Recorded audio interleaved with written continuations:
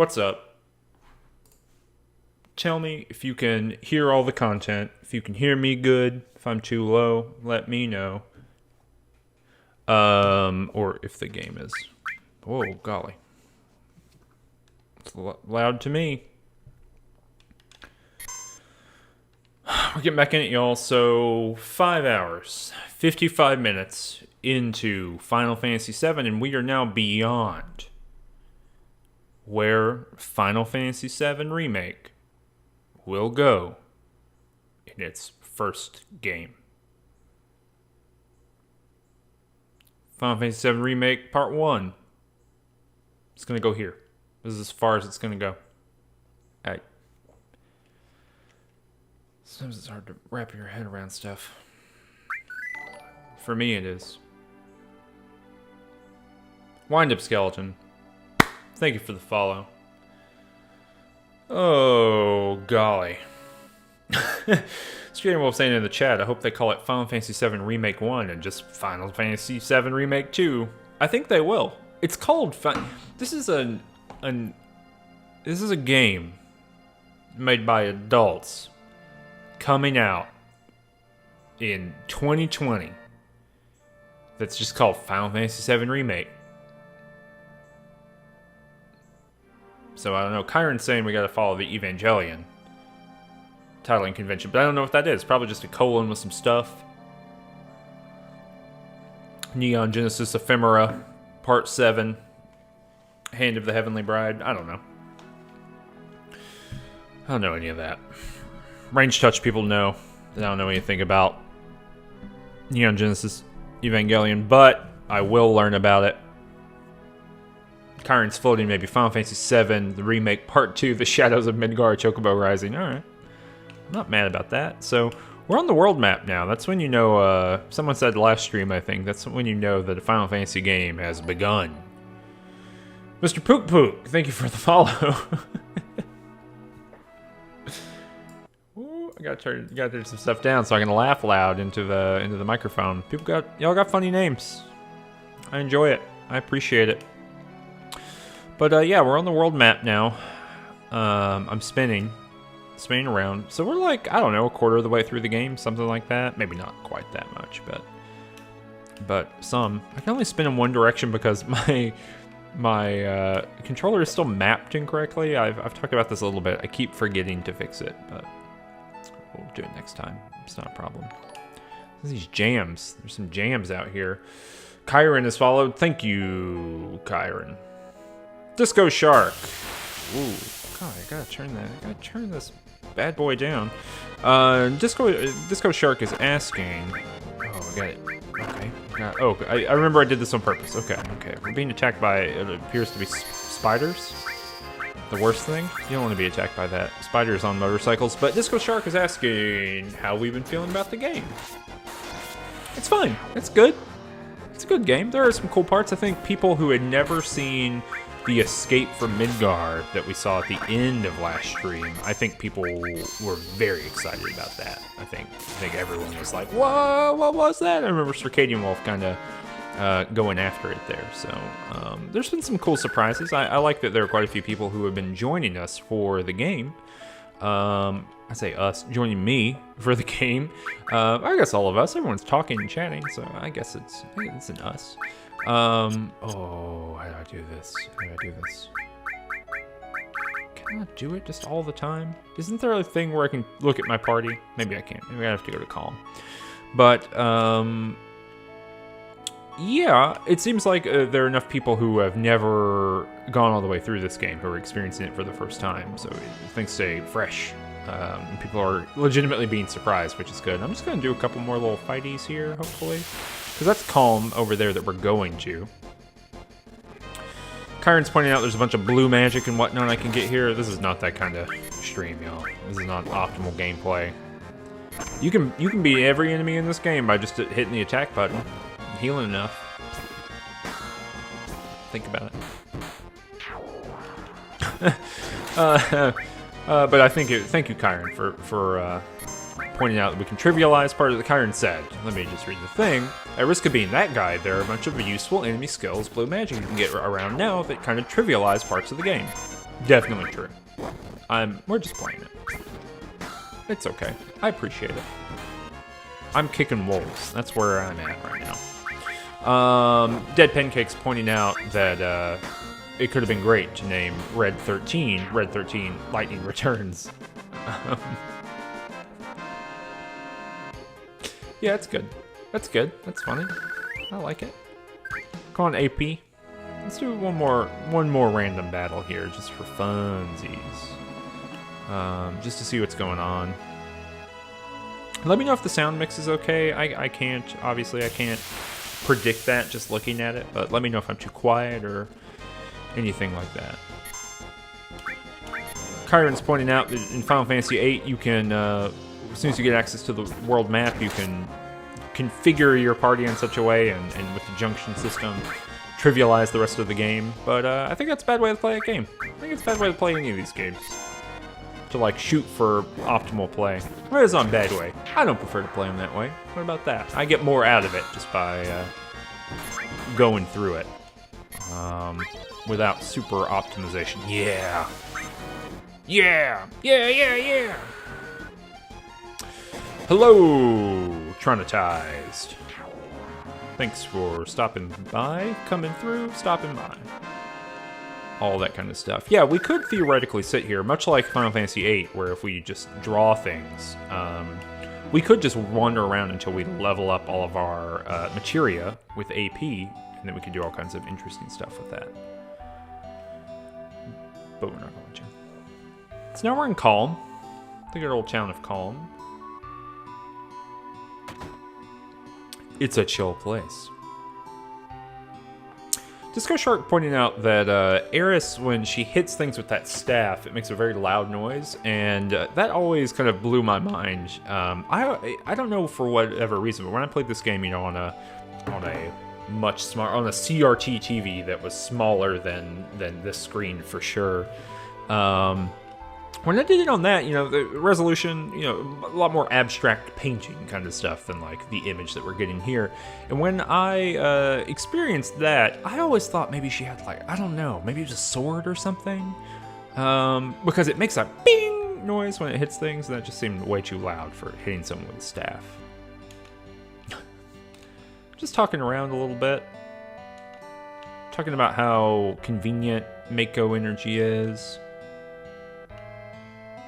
So this person lives 2 minutes away from the city. You could probably see Midgar from Kalm. Telling this person I don't care about Shinra.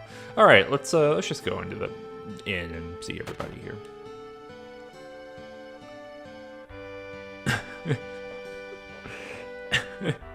Yeah, people already know that Rufus is the new president, I guess. Whoa, look at this. Just your party? Your adventuring party is on that level. We all know now.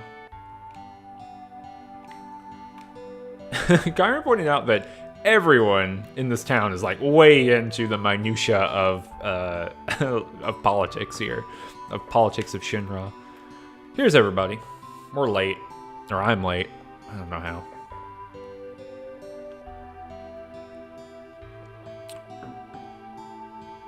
So now we're going to get a bit of an info dump, and in fact, our whole stream tonight, maybe not the whole thing, you know, in my mind, and I think in a lot of people's mind, the time weight of this game is different. You know, I think a lot of people think that Midgar is much more of this game than it is. And in my mind, what we're about to do takes a long time, but it actually probably doesn't. So Barrett's basically saying, hey, Cloud, let's get an info dump. Let's hear it all.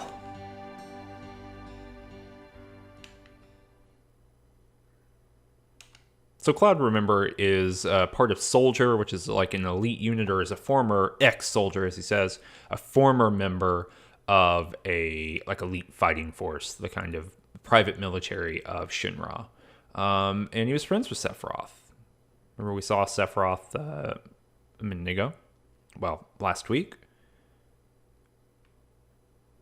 A lot of people. Chat's moving. Chat's going. Hey, Jordo, how's it going? Hey, Lilithan, how's it going? Everyone's in here.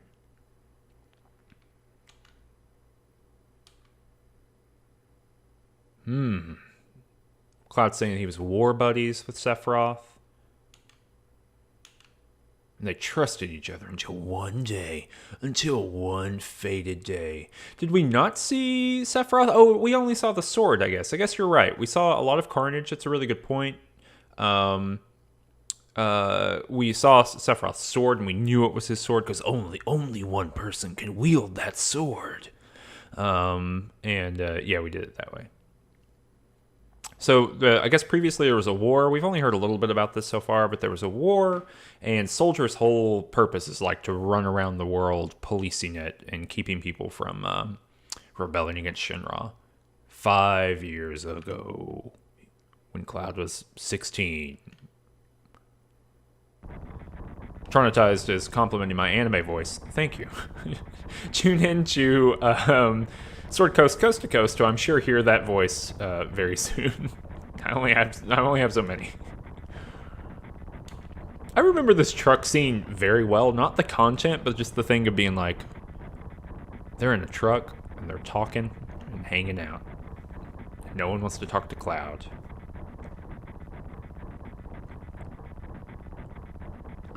Disco Shark is pointing out that Cloud is younger than them. That's wild. It's true. Cloud's been fighting and murdering since before I could drive, probably. I mean, literally. But I like that. I really like this animation. I keep always wanting to be talking about stuff. Hold on, let me do this really quickly. Okay. I always want to, like, for y'all, I always want to, like, point at the screen and be like, see, look, but there's no way to do that. But I like the windshield wipers that are going on there. I think it's a cool little animation.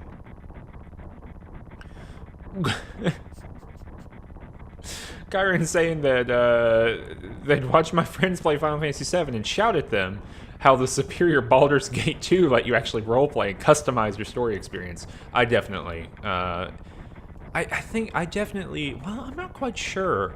I think I was playing these games around the same time. I didn't play Final Fantasy VII right when it came out, but, you know, Baldur's Gate is 98, and this is 97, so I probably played them both, like, on a bit of a delay. I know I played both of them on a bit of a delay, I just don't know how much of a delay. So Cloud's just bursting and full of energy. This is a very different character than the one we get before, or the one we've gotten before.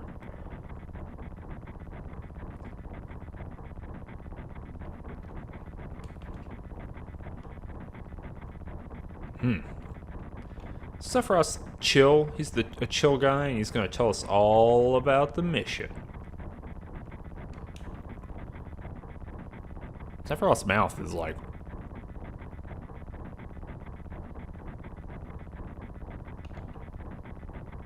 The mission! Oh! Wow. Cloud's talking about joining this group, just like himself. To be just like Sephiroth. Wanted to be a hero. I don't know what Sephiroth did in the war. Do we have any footage of that? Of him just, like, zipping around and murdering rebels or something? Is that in one of the other games? The Chronicles or whatever they're called?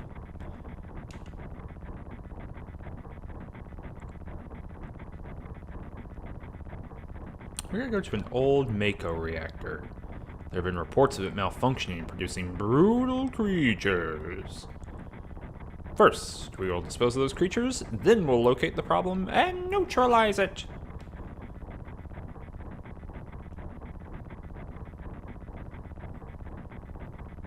Brutal creatures, yeah, Kyron, we'll see that fairly soon to this, but I mean just like, you know, I want to see some, like, flashback footage of the war. I want to see Sephiroth, bing, bing, bing, you know, I don't know, whatever. Deflecting bullets with his sword and flying around, and he's got one wing on his back, and he's fighting Sora. I don't know.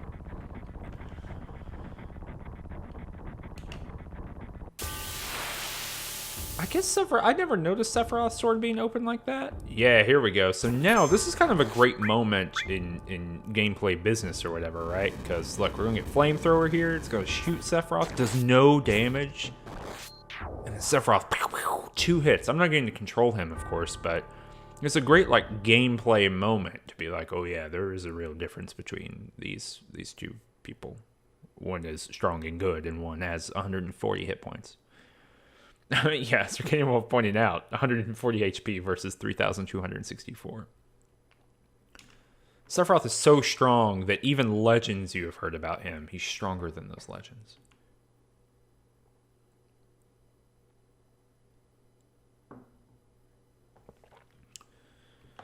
Yeah, Circadian Wolf and Kyron, I'm talking about the additional stuff. Don't Kick Food, I'm not quite sure. I don't think he has black lipstick on. I think he's making like he's surprised, like, ooh, or maybe he's whistling all the time. That could be it.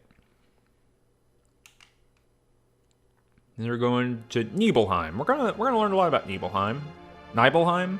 I don't know. Nibelheim.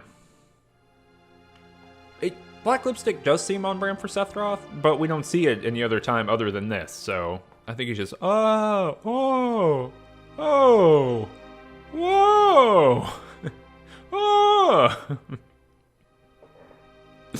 Oh, but this is Cloud's hometown. Dead Pancake says, very strong surprised Pikachu vibes. Yeah, absolutely. Sephiroth's saying he doesn't have a hometown. His mother's Genova. She died right after she gave birth to him. His father...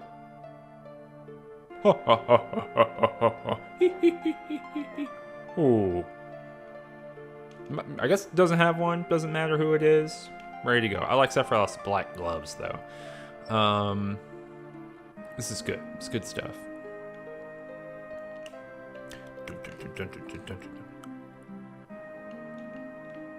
Okay. Talking to these people. Uh-oh, we're practicing something. Yeah, Circadian Wolf, there are lots of times in this game where it looks like someone is laughing, and I definitely, when I played this game as a youth, thought that they were crying. Wow, everyone's having to think about their pose. Their strong pose. Oh, maybe do I need to scoot up a little bit? Can I do? Forget how. That's as far as it goes. I'm trying to improve my computer chair posture. I bought a nice, or not a nice, not a better computer chair than I had before. I'm trying to get buff and be cool. Thank you, Circadian Wolf, for the host. Much appreciate. I'll never do that again. I'll never say much appreciate. What am I doing? What is happening? I'm like Biggs and Wedge over here. What am I, Jesse? Oh, I accidentally redid that. There we go. Okay. Woo! It's interesting. There are moments here where we get things like this. The Mako smells pretty bad here. Like, and we know that Mako is like earth energy, right? It's this kind of goop oil. I mean, energetic oil, I guess, something like that. What? It smells weird? I don't know. Traumatized. Yeah. Thank you. Thanks for noticing the marrow GIF. I should probably redo some of our GIFs, just to spice it up a little bit, but we'll keep them for a little while, I think.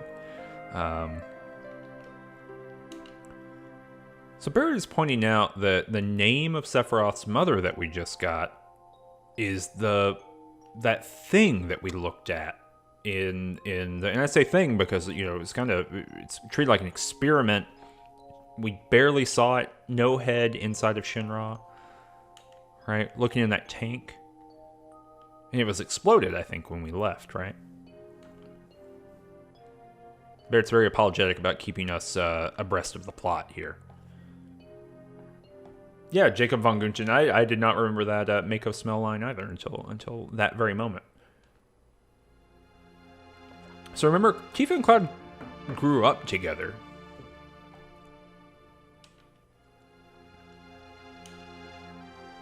He's unsure that if people in Nibelheim were afraid of them, of Soldier or the monsters. And then he goes to rest at the inn. I'll be honest, this kind of thing just makes me want to play Final Fantasy IX. Maybe after I finish Final Fantasy VII. There are a lot of games I want to do, so maybe we'll do some like smaller stuff in between. But maybe for another long stream, we can do Final Fantasy IX, or a long form stream. That's a great game. I love it. Sephiroth's giving permission to visit family and friends, because this is Cloud's hometown. Interesting. I want a shot of Sephiroth and a monster. Take my picture. I don't take pictures of nobodies. This person probably knows who Cloud is. It's like your high school bully being like, you nobody, you're hanging out with a much cooler guy. So we're getting this kind of weird moment where Cloud can't remember what he's done or how he's done it. We're getting a little bit of memory confusion here. This is my house. Cloud saying, this is my house. Nothing to do with what happened, so we can't go in there.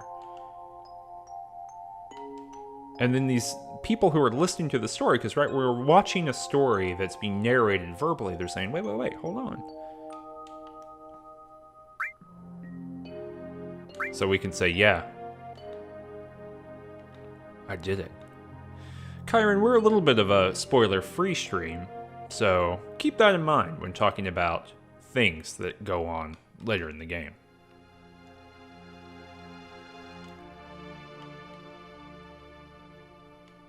Not exactly spoiler-free. We just don't talk extensively about the plot of the game. Because there are quite a few people here who don't know the whole thing. And presumably there are people who are watching the VOD, which they don't see the chat, which is why I'm not reading the chat, or this part of the chat. But there are people who are experiencing it the first time. So, just keep that in mind. And I don't say that anywhere, so how would you know? We're getting this kind of... this is basically like a smash cut into something else, into a different location. Or jump cut.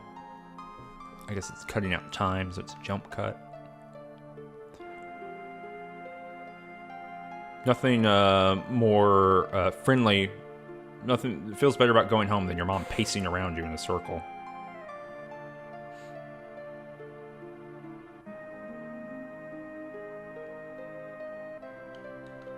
A lot of mom talk.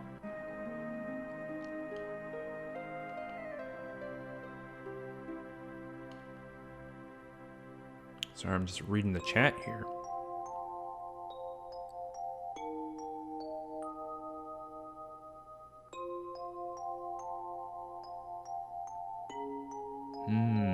People talking about buying some Final Fantasies on the Steam sale. Circadian Wolf's talking about exes and different relationships in the game between Cloud and Tifa and Barret and Tifa, all this kind of stuff. Oh no, it's Lubu is talking about putting the stream on TV at Battle and Brew, which is it's not quite a barcade, a location with video games and beers and things like that. I don't know the exact word for it. In Atlanta, Georgia. If you're ever in Atlanta and want to do that, you can go do that there. It's a little bit north of the city. I mean, it's in the city, but it's kind of on the north side. Just a lot of mom talk going on here, as it were. Thanks for the follow. Oh no, it's Lubu. Much appreciated. People talking about the different ones they've played too. You know, that's a really great question. Kyron and Circadian Wolf, you're kind of pointing to this. I think when I played this game originally, I also assumed that Barret and Tifa are in a relationship. And maybe, is that not the case? I guess I haven't really thought about it. Because they set up the triangle between Aeris, Tifa, and Cloud so easily, or so quickly, but I guess that, I don't know. Does she just work there? Is it just political? I don't know. That's a lot of like weird hypnotic content there. Mom talk. Let's go to other places here. This is Tifa's house. I'm gonna say we did not go to Tifa's house. That seems weird. Well, she's not home. Oh, Kyron, there's Kyron's talking about Marlene. We learned a little bit more about Marlene, though, later in the game, and I don't want to jump the gun on that. So we're talking with someone here.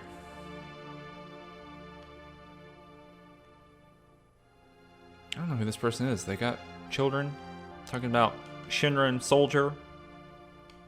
Salsa! Oh, but everyone hates monsters, and so that's what they want us to do. They're running away. I have no idea who this person is. Grown up to be a strong man, Clown. All right. Let's get out of here. Yeah, she's absolutely a mother figure for Marlene. But there's some tragic backstory we have to learn later in the game. All right, so let's go here.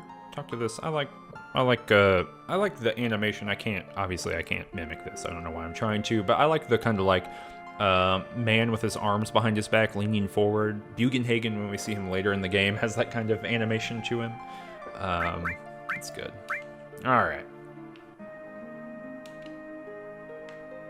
I don't want to stay at home. Don't make me go home. So we're learning a little bit about Zangan here. Zangan's gonna come up later a little bit. But he's got 128 students. In this town, a girl named Tifa is my student. So this is the guy who teaches Tifa how to punch and kick and somersault and do whatever. She'll be a powerful fighter. If you know from Final Fantasy VII Advent Children, she's an excellent fighter who can jump off walls and kick and punch and do all the stuff real good. Let's talk to Sephiroth and see what he's up to.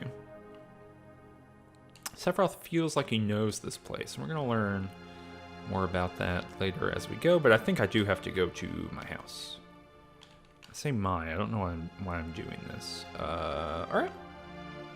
Let's go all the way to see Cloud's mom. That was right here, I think. There's nothing more to talk about. Oh, well, maybe I can't go there. Let's go up here.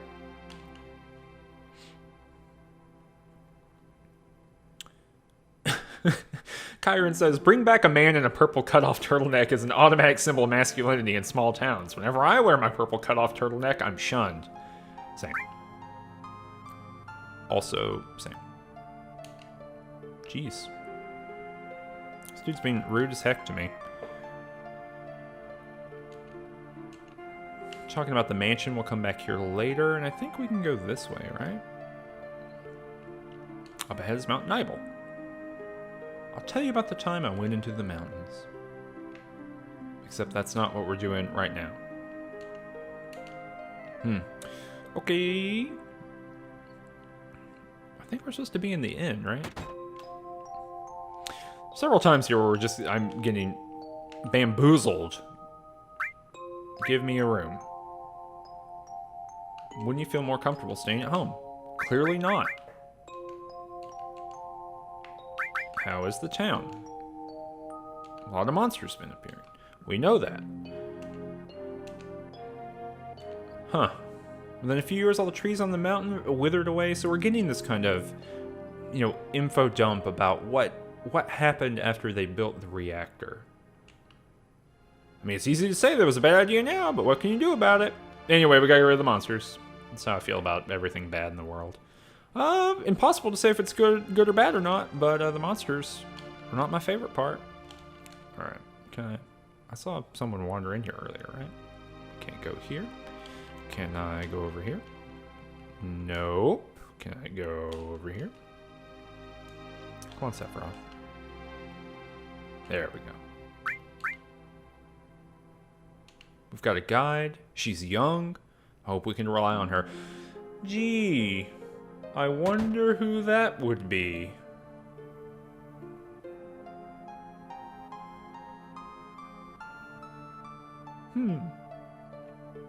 Oh no, it's Lubu also pointed out earlier that got different concept art.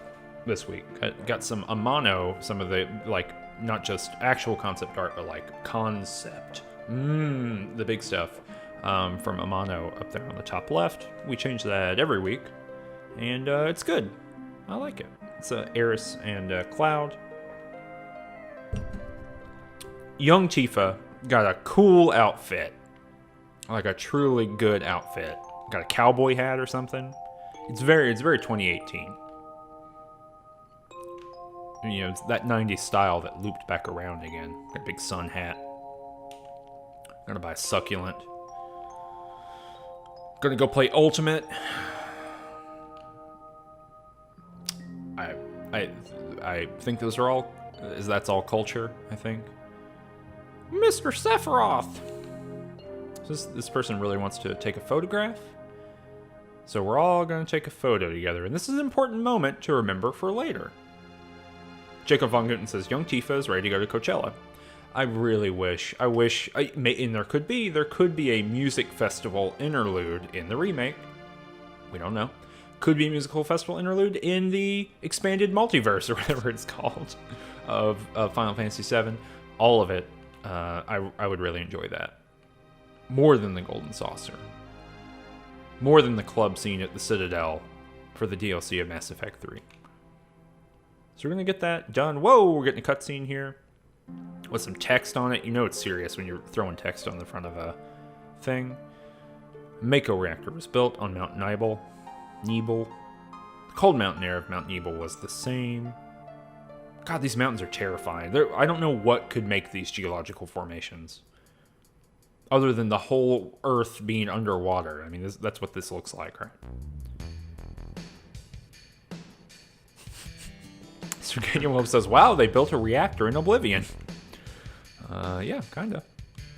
Alright, guide, take us over this bridge. Bet we get to do some jumping or something. Oh, our bridge is breaking? That's bad. Cool. Whoop.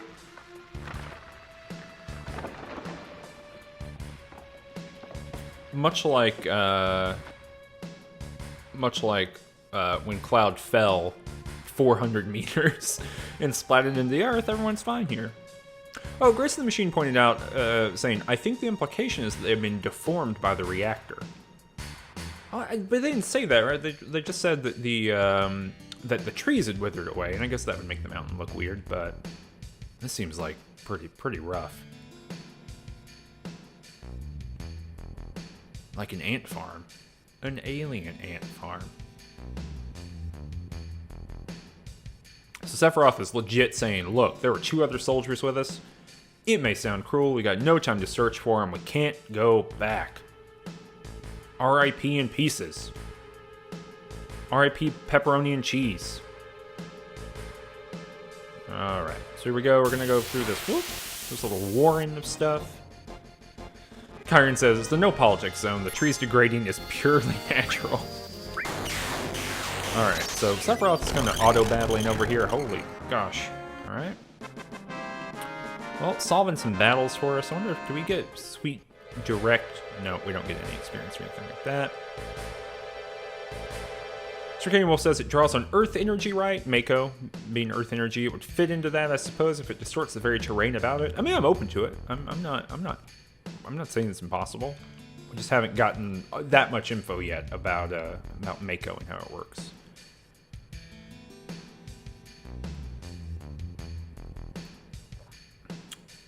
Virtuosphere is here. Hello, Virtuosphere. All the way from around the world. Thanks for joining us today.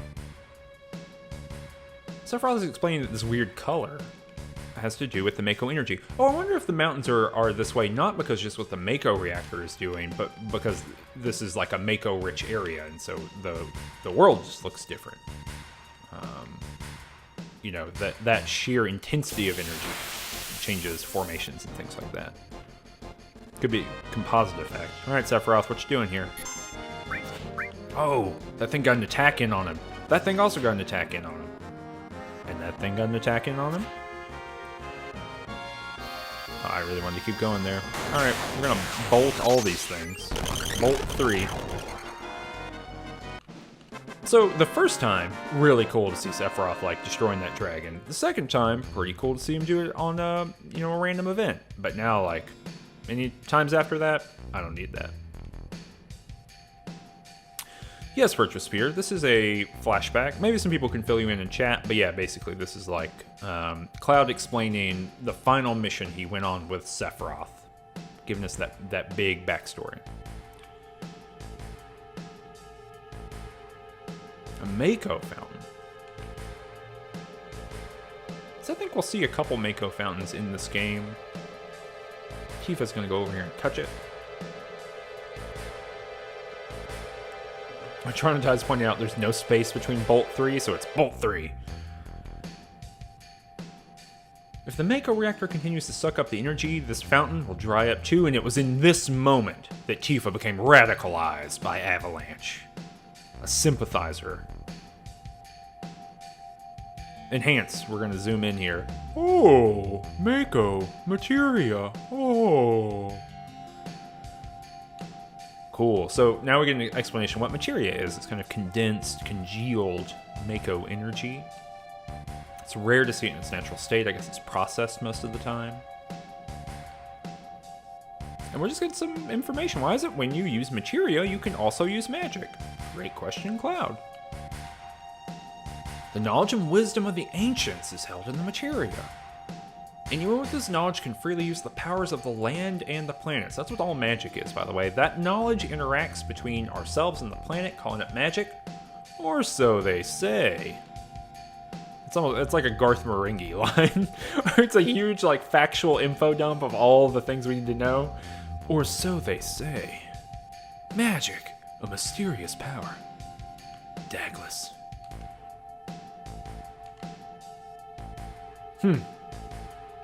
Oh, so this is interesting. What is it? Hojo is the person? So Sephiroth is talking about this character we've already met, but we don't even know that. Oh no, we do know that. It's Hojo Shinra, an inexperienced man assigned to take over the work of a great scientist. So this is Sephiroth 5 years ago saying that the key scientist Hojo for Shinra he's incomplete. He's not sufficient to the job, which is good. Solid stuff. So we're just getting... I love that Final Fantasy VII will give us the info dump, and at the end they'll be like, and here's the summary, here's the Cliff's Notes, just in case you forgot from 2 seconds ago. Traumatized is asking, did you download the PS1 music mod for this game? Nope. This is just the Final Fantasy VII remaster for... Or not remaster, Final Fantasy VII, like, you know, contemporary PC release on Steam. Nothing special.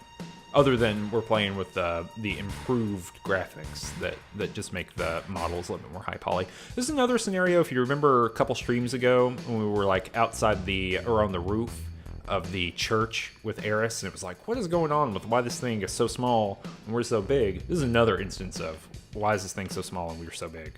A weird scale.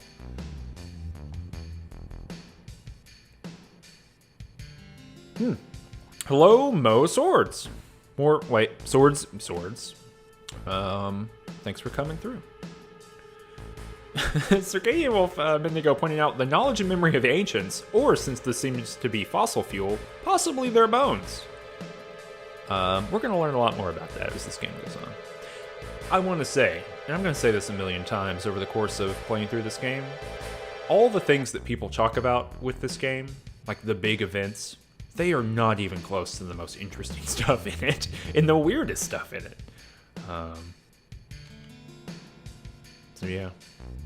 Traumatized is saying that they had to redo all the music in MIDI because it was on the PC. Can you say a little bit more about that? I don't really know about the release history of Final Fantasy VII.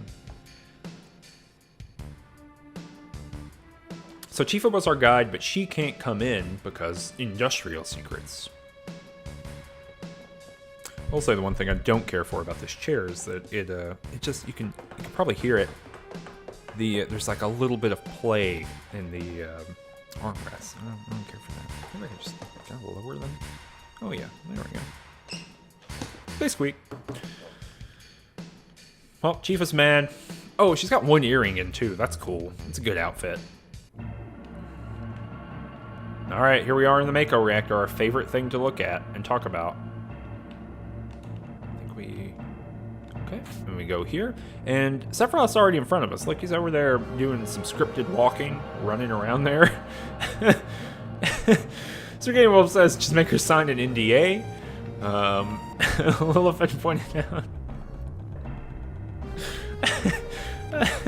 Just talking about the outfit.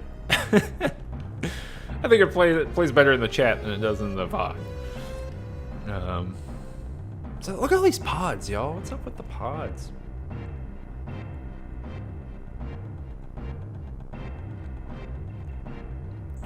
Trontos says, from what I've heard, the PS1 sound chip for some reason either couldn't or wasn't emulated for the PC release of this game. That's interesting. I don't remember the music being very different, but I don't think I've played it for the PS1 in a while. No, whenever I played this around 2011, 2012, which is the last time I did a full playthrough, I did it for... no, that might have been the PS1. Anyway, that's all to say. I don't remember. Gotta close the valve. I don't know where that is. I should have been paying attention to what I'm talking about. There we go. Okay.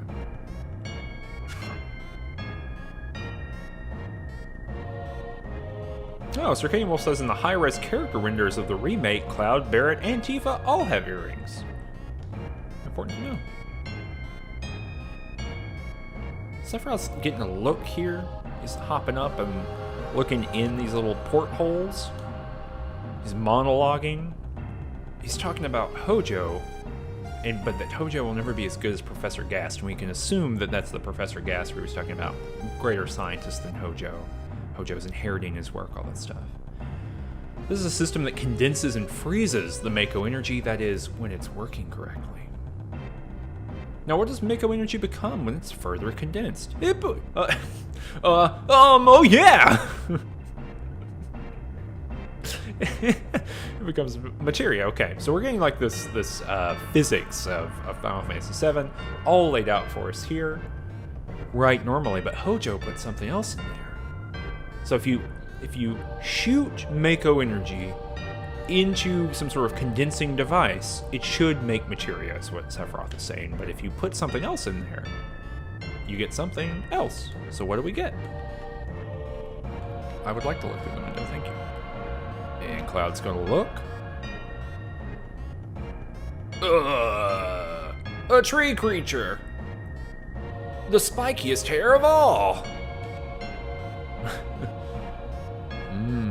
Normal immersive soldier are humans that have been showered with Mako. You're different from the others, but still human. You're superhuman. But what are they?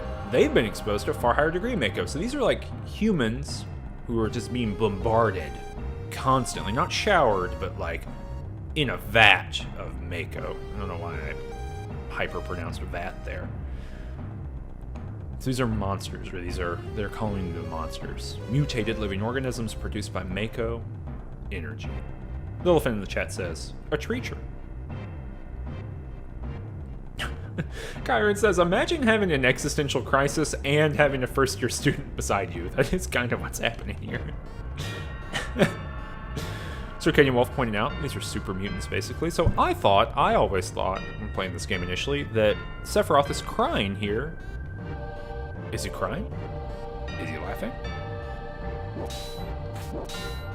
Now he's freaking out. Because he was created this way too. This is like the worst day on Earth. Sent on a routine mission to hang out and do a basic thing and repress some rebels and destroy some monsters, only to find out I was the monsters the whole time. They Bioshocked me. Sephiroth is having a bad time. Ever since I was small, I felt that I was different from the others. Special in some way. But not like this. Not especially a mutant. Getting a little cutscene here of a screaming treacher busting out. Oh, the worst baby. We gotta get teratological in here. Jacob von Guten pointed out in the chat, I think the ambiguity of his emotional response work, like because it's hard for Cloud to really understand what he's feeling. Yeah, that's true. So Cloud's surprised that Shinra's producing monsters and that Sephiroth is having this kind of full body freak out. Damn, Shinra, the more I hear, the more I hate him. A good chunk of the lines in Final Fantasy VII could be in a Coen Brothers film. Who would have ever thought that it would hold such a secret? Red 13 pointed out that this could be why the whole world is covered in monsters. We gotta listen.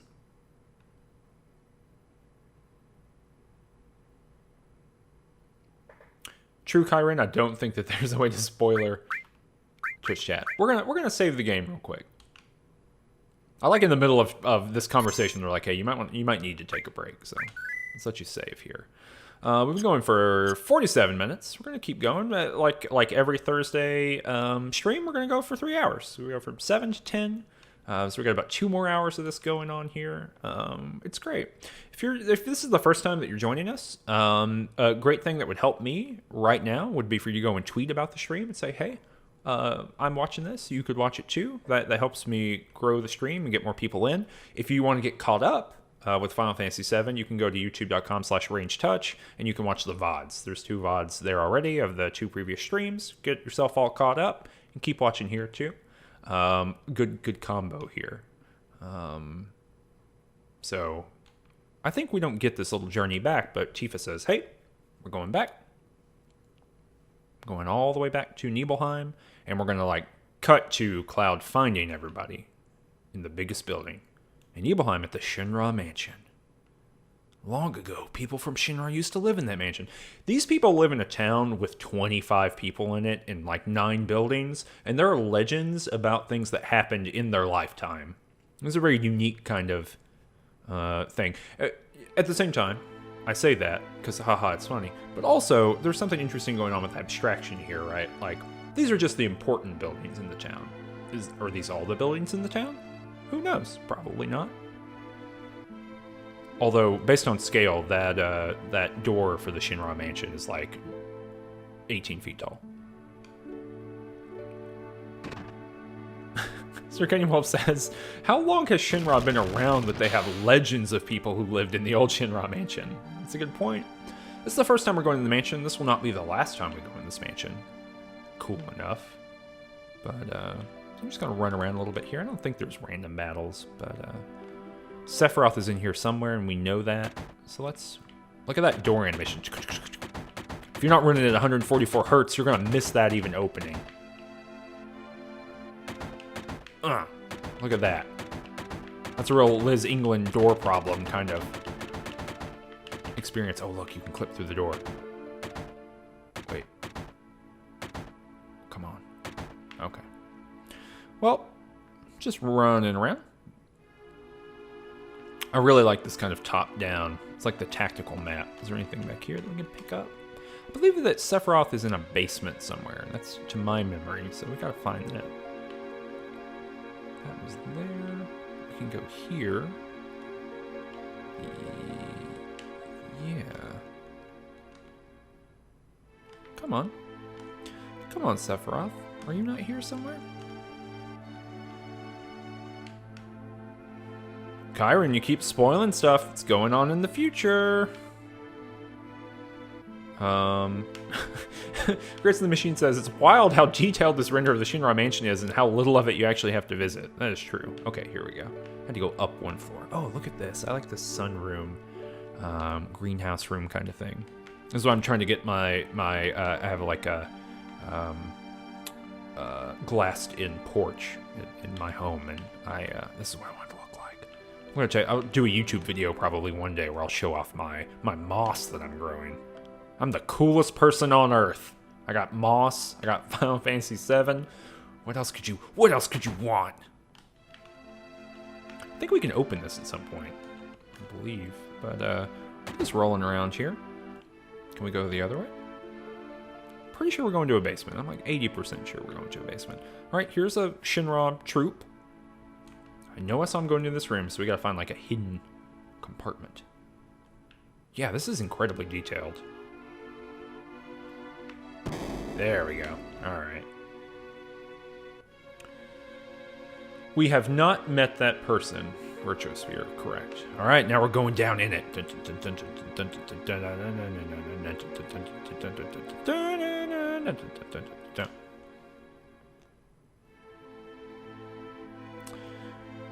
Circadian Wolf pointing out that it's a weirdness, like this Shinra legends, all kinds of stuff, is of the fantasy premise of everything being basically the same forever, right? Like this world might have been different sometime in the legendary past, but, you know, maybe before the war, but we don't have a lot of knowledge of that. And maybe this has to do with all the main characters being, like, young adults / teenagers and not knowing anything. You know, they don't, I mean, they know things, but they're in this kind of post-war world. The things that they know are kind of word of mouth. It seems like in between settlements, there's very little communication. I mean, those people in Kalm had never seen Midgar, which is right there, so it could be that, you know, it's a combination of hyper technology and the combination of like extreme rural, almost medieval kind of, I don't know, world, which is the fantasy premise, but whatever. Sephiroth's in this laboratory learning. He's the definition of a cool person, reading books, being rad. Chiron is pointing out, too. All kinds of stuff. True, Chiron. That's not a spoiler, but we haven't met that person yet. An apparently dead organism, 2,000 years. Professor Gas named that organism Genova. X year, X month, X day. It feels like placeholder text where they're like, all right, we'll put that in once we figure out the timeline, and they just never did. Genova confirmed to be an ancient. X year, X month, X day. Yeah, this definitely is like, we'll put that in later. Genova project approved use of Mako Reactor 1. So this seems to be Professor Gas' laboratory, right? The use of Mako Reactor 1 approved for use. Traumatized pointing out that Final Fantasy 15 had a sense of a Final Fantasy story that already happened. I haven't played 15. I bought the Royal Edition so I could sit down with it, but it's hard for me to fit a long game in if it's not for something that I'm writing or something I'm working on at the time. So it's just been sitting there. I really want to play it, though. I'm very interested in that game. Sephiroth's putting 2 and 2 together here. My mother's name's Genova. My mother's name's Genova. Genova Project. Is this just a coincidence?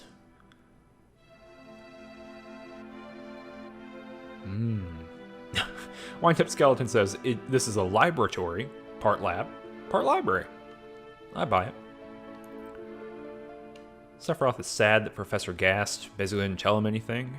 He doesn't know anything about his history or his past. I really like the design of this room. It's very cool. I'm waving off camera. Pay no attention to the man behind the curtain. We gotta talk to Sephiroth here. Leave me alone. So we're gonna keep running around in here. Oh, look at this. Look at this awesome study. This is exactly, just directly beyond the camera angle, this is exactly what the room I'm in looks like. Just off screen, there are thousands of books, and all of my friends laughing too. Okay, Sephiroth's not into it. Okay. So we're gonna leave Sephiroth alone, I guess. I don't think we can look at anything. I really like this scene. We get this kind of like, yeah, like time. It's like a montage. It's a montage, basically, of Sephiroth sitting here in this place, right? This room, this library study, whatever we said. Just absorbing everything about his own history and about the Genova project, about Shinra. Seems like you wouldn't leave all this information there, but you know, maybe we don't look a bit.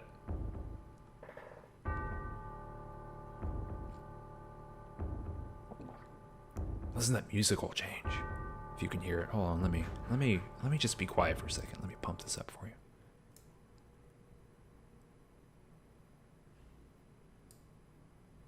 It literally stopped as I did that. Oh wait, no, here we go. Here we go.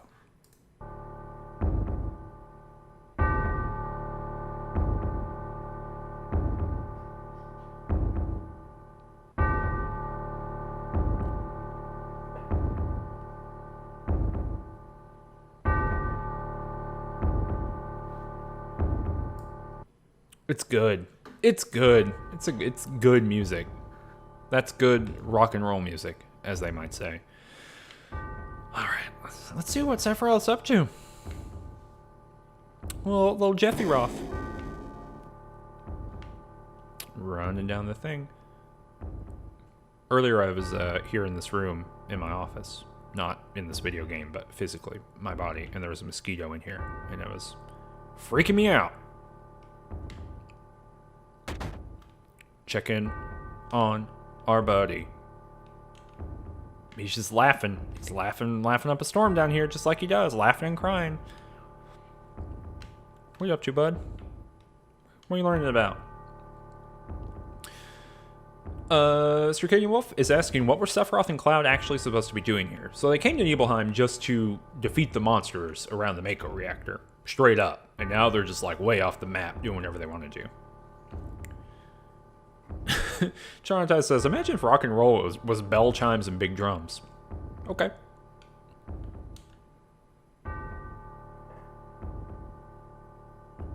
Sephiroth is calling Cloud a traitor. This planet originally belonged to the Cetra. Cetra was an itinerant race. They would migrate in, settle the planet, and then move on. So they were aliens. Right? And we already know the Cetra are the ancients. We've already been told that by someone. At the end of their hard, long journey, it was said they would find the Promised Land. So they're pilgrims, right? Across the stars, looking for the Promised Land. But those who disliked journeying appeared. They stopped their migrations, built shelters, and elected to lead an easier life. So they set up shop here on this planet. They took that which the Cetra and the planet had made without giving back one whit in return. Those are your ancestors. And so basically it's like I guess everyone was the Cetra at one point? I don't know. It seems unclear to me.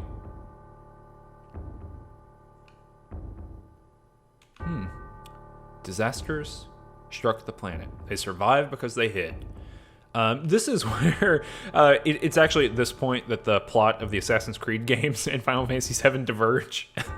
They're the same thing before that. The planet was saved by sacrificing the Cetra. After that, your ancestors continued to multiply. Now, all that's left of the Cetra is in these reports. So the ancients and all this ancient materia stuff, it's because there was this mass death of the Cetra that happened before. That's some metal stuff. That is some Iron Maiden album cover shit. Come on. Don't you see? An ancient Ninja Nova was found in that we already know about this. Found in like very much a Dino DNA style. Genova DNA. We took Genova's DNA and plugged all the different problems in it with human DNA. And now BD Wong is here to create Sephiroth. That's basically what happened. So Sephiroth is lab grown out of Genova's DNA. Resurrected. So really, it's the Assassin's Creed universe, and then Final Fantasy VII, and they split off, and then Final Fantasy VII, and then Jurassic Park also split off in our big narrative tree of plots. Professor Gass, leader of the Genova Project and genius scientist, produced me. Look at that! Look at that intent walk. That's when you know that people are going to be playing on a very small TV in bad resolution. So you got to know. They have to know what kind of intent Sephiroth has, but hopefully his facial expression does that. Alright, well there Sephiroth goes to see his own mother. What's that mean?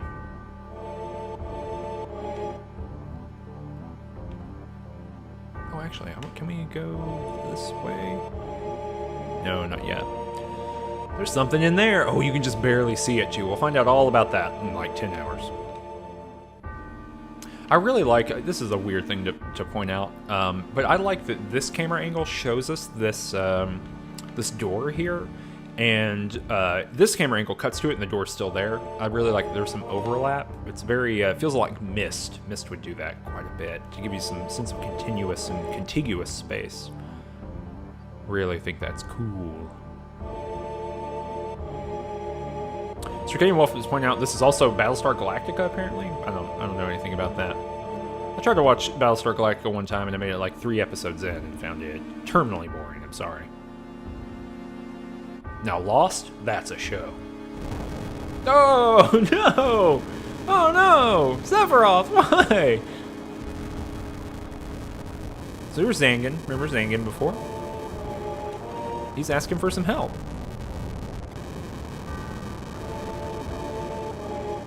Gosh, this is all bad, and he probably used Fire 3 to do it.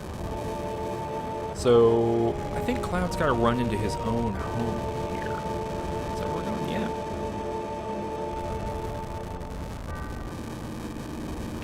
It's all burned up.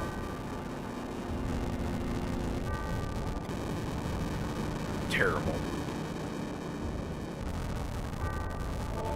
I'm gonna get this tattooed on my neck. Sephiroth? This is too terrible. Sad. Sad times.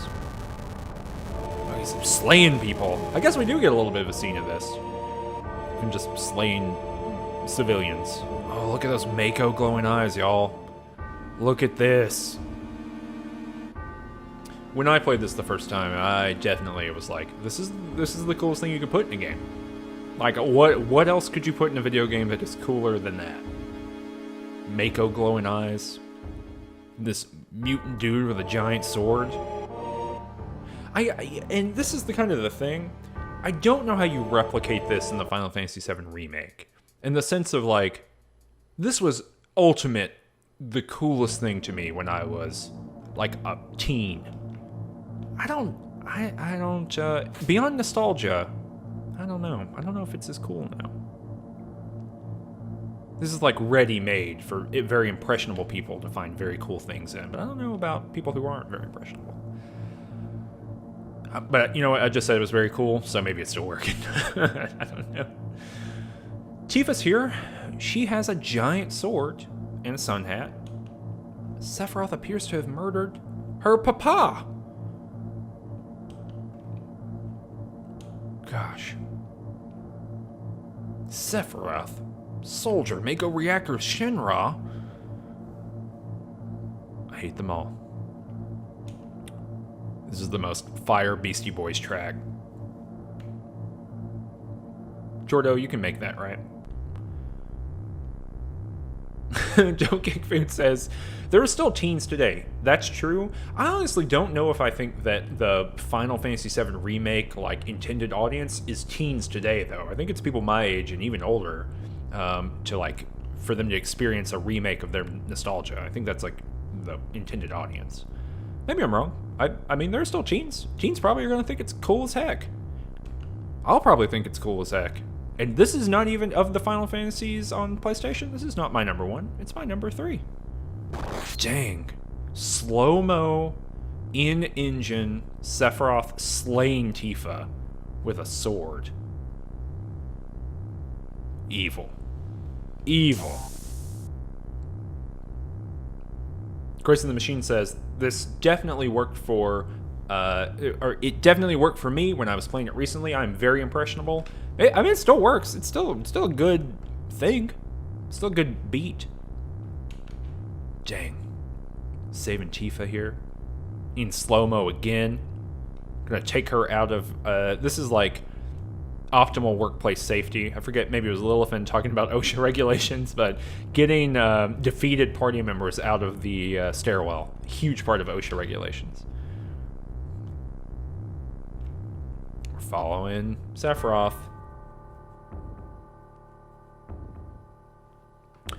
It's true, this game is older than all those teens. Kyron, what did I spoil? I don't think I spoiled anything. Maybe I did. It's hard not to. This is, okay. if the other thing is not cool, or, you know, not as cool as it was back when I was a preteen, and maybe I'm just experiencing nostalgic coolness or something like that, you know, knock-on coolness, time echo coolness, this is eternally cool. Arch-villain Sephiroth talking to his mom. Cloud's mad about his family being murdered and his whole hometown being burned down.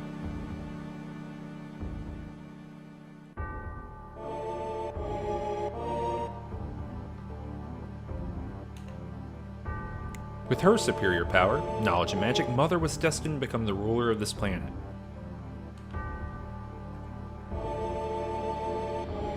Alright, so we're getting a cutscene here with some dialogue in it.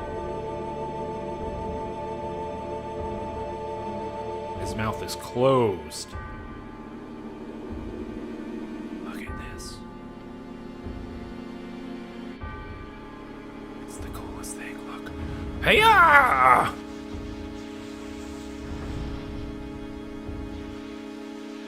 It's the most rad anime thing on Earth.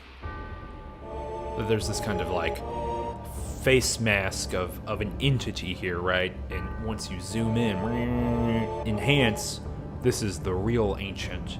It's kind of geologically preserved alien creature in there, Genova. God said, hey, you know what? You caused me a bunch of sadness. You're sad. Everybody's sad. Sadness is ontologically flat. It's all the same. Come on, Sephiroth. T-pose. The ultimate prank. So Sephiroth is flipped over, right? He read too many books. This is a life lesson for all of you teens who are watching right now and who are playing these games in the future. If you read too many books, this is how you turn out. I'm the chosen one and been chosen to be the leader of the planet. He didn't feel this way before he read all those books. Think about it. I have orders to take the planet back from you stupid people. For the Cetra. What should I be sad about? Whoa, I had to sit up, sorry. Sephiroth, I trusted you. Sephiroth. You've changed. You've read too many books. Look at this cutting back and forth. Oh. Oh. Oh. No, thank you.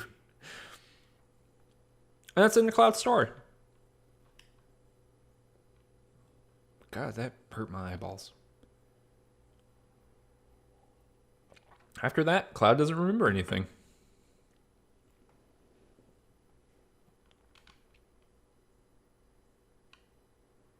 No one knows what happened to Sephiroth. Cloud knows he couldn't have killed him.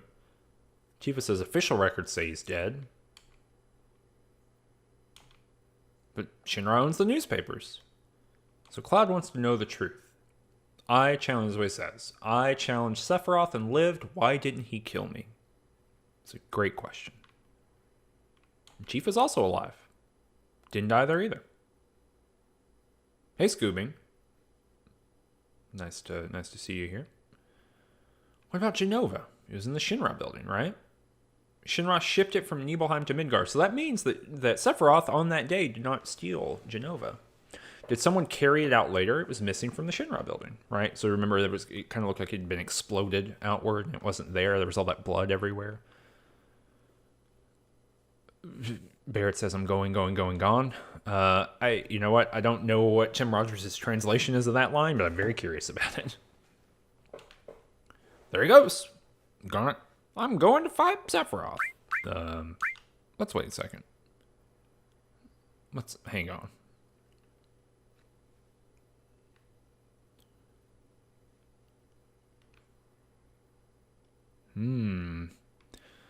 Barrett just doesn't want Sephiroth or Shinra to get to the Promised Land. Oh, brother. Oh, brother.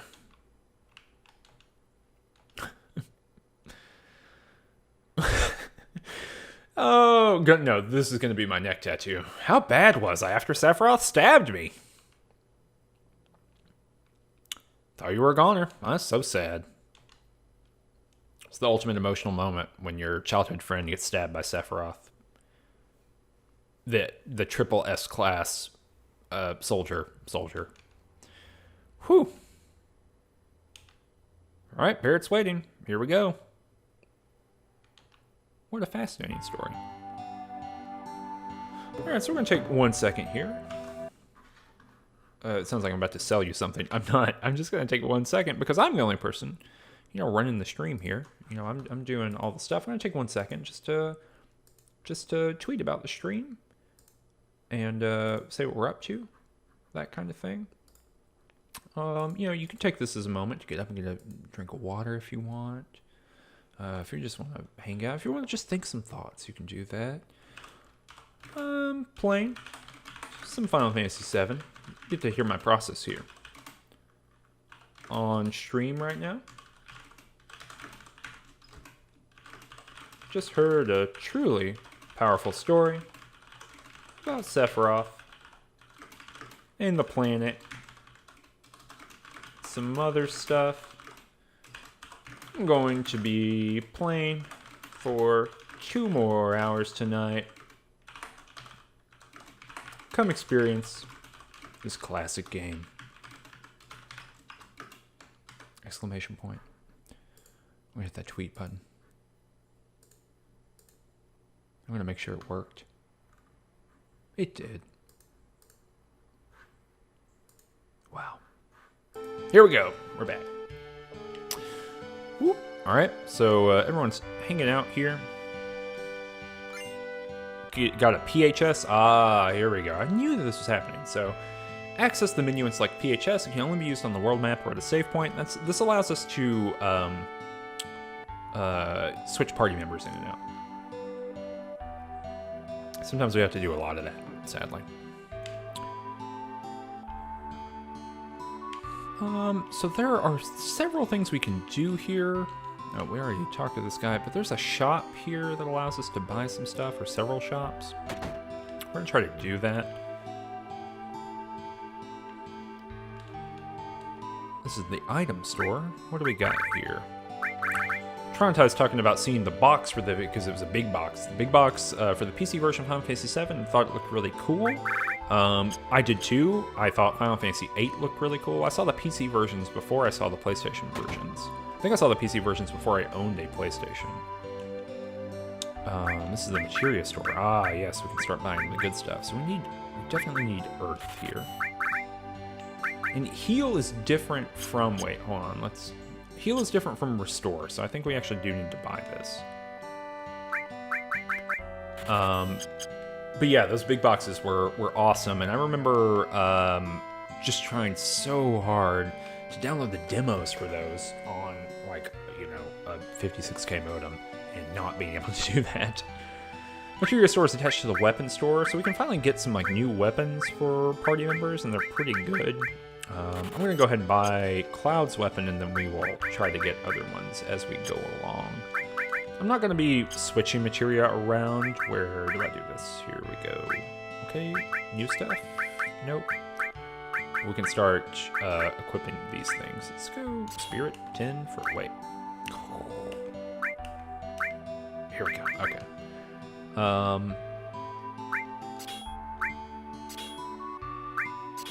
Okay. Yeah, let's get for protection against poison. Spirit 10 here, and I don't think we have better stuff for any of these. Nope. And nope. Okay.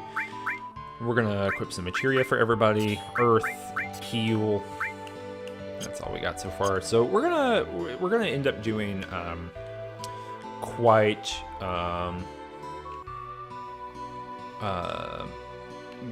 what do you call it? We're gonna be doing quite a bit of it's not grinding, but we're gonna end up fighting a lot of enemies and things like that on our journey.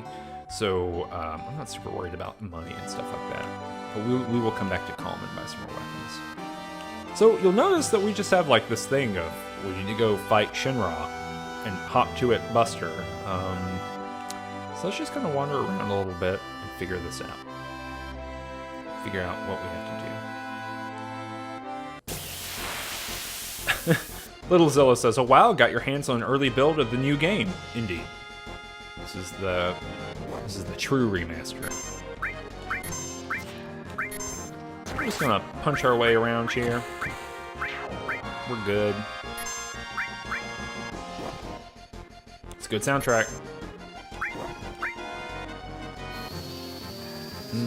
Kyron pointed out that the PC box for this game had a weird kind of triangular box. I do remember that as well. It went up and kind of over a little bit too, right? It wasn't a full triangle. Traumatized is asking if people are excited for Final Fantasy VIII Remaster. I'm hyper excited for that. It looks really cool, the screens that we've gotten. I might even play it on the Switch. People in the Range Touch Discord know how I feel about the Switch. Oh yeah, look at this. Look at this. Triangle with a flat top. Yeah, that's right. Okay, we're really getting kind of beat up here. These monsters keep appearing from behind us and from the side and all kinds of stuff.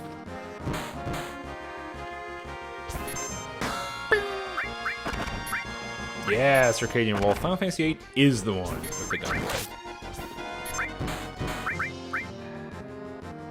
The best blade. Apparently Final Fantasy XIV is getting gunblades, or a class that uses gunblades. I don't know enough about that game, but that did make me interested. Because the coolest thing on Earth is a gun and a sword. That's one thing. That's a well-established fact. That's why Equilibrium is one of the best action films ever made. That's why Final Fantasy VIII is so good. Guns and swords are cool. I guess we'll go ahead and use Healing Wind. We need it. It's not going to hurt anything to use it. Look, the reason I'm not playing Final Fantasy XIV is number one, I'm in the WoW Classic Beta, and like the small amount of time that I have that I can do MMOs in, I'm playing the WoW Classic Beta. For the other reason is that I asked in the Discord, maybe I asked here, I don't remember where I asked. I asked somewhere, oh no, maybe on Twitter. I said, hey, could I subscribe for a month and experience all the story content? And I was told no. Or I could experience some of it. And I don't want to play an MMO for more than a month. That's just where I'm at in my life. Hello, chocobos. This little chocobo farm. What's this guy say? Choco Bill says, thinking across the marshes? I don't know what those are, but yeah, probably. Probably be safer for you to get a chocobo. That way you can zip through the marshes with the chocobo. The only way to avoid being attacked by the Midgar Zolam. The Midgar Zolam? Serpent-like creature over 30 feet tall. It detects the footsteps of anyone in the marshes, so it's a Doom sandworm. No, not Doom. Dune. Ooh. And then bam, it attacks. Don't Kick Food says, true story. When I played this game in high school, I did not know that you unlock limit breaks by using limit breaks, and I would save them up until big fights. I didn't know that now. I've never even thought about it. So to avoid that, you buy Chocobo at me and Chocobilly's Chocobo Farm. To purchase a Chocobo, please talk to my grandson. He's in the Chocobo stables at the far right end of the farm. Okay. Here we go.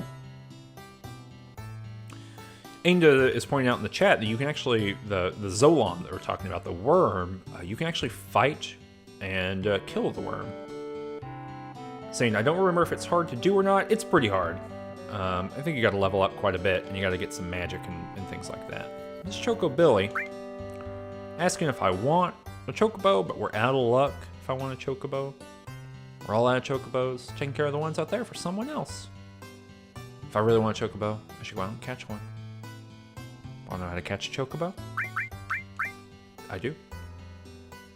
A wild Chocobo always appears with other monsters, but you won't be able to catch that because of the monsters. That's why you must first defeat the monsters and catch the Chocobo. And then, wild Chocobos are really cautious. They'll run away from the smallest things, but if you use greens, they'll focus on them and won't run away. Catching Chocobos in this game is the worst. I hate it. So, I need to know where they are. They're on those footprints that we saw outside. If you don't have Chocobo Lure, they won't come out. They're very cautious by nature. Chocobo Lure.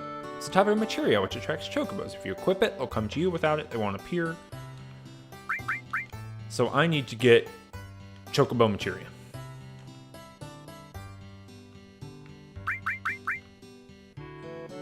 Let's get down to business. Oh, I need 2,000 gil. I don't have enough money. Let's go grind money. Here we go.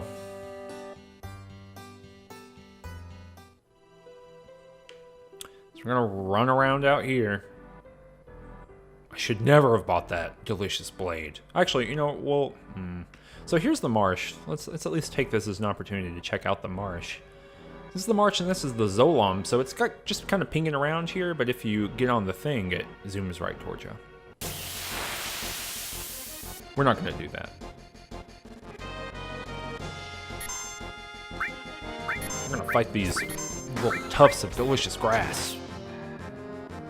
They're trying to slow dancing with me. Don't do it. Stop. I'll punch you.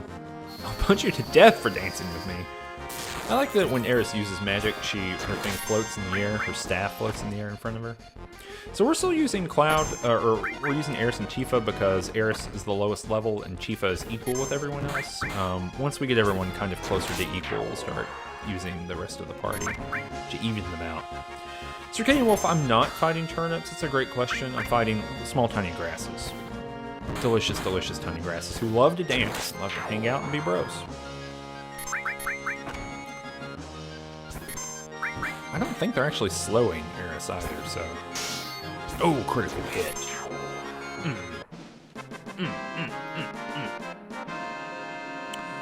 Jacob Von Gutten points out that the fact that Choco Bill is the one telling us about the Zolom makes it sound like a scam to get people to buy Chocobos, and that is 100% true.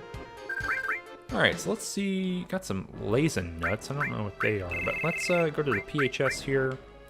So everyone's level 13, 14, so we're going to sub in Barrett for Tifa here. Let's check his materia, make sure it's all good. Yep, he's all full up. Just trying to make sure, you know what, let's just be hyper safe here and go ahead and save. I still have, in my heart of hearts, a child's fear of unplugging the console somehow, so let's just do that. Kyron, I'm sorry I'm not using Red 13, but he's the highest level, so I don't know what to tell you. Getting that back attack here, huge bummer. But we're gonna fight these big things, and in case you're just now tuning in, we're just literally having to grind for money. The coolest thing you can do in a video game.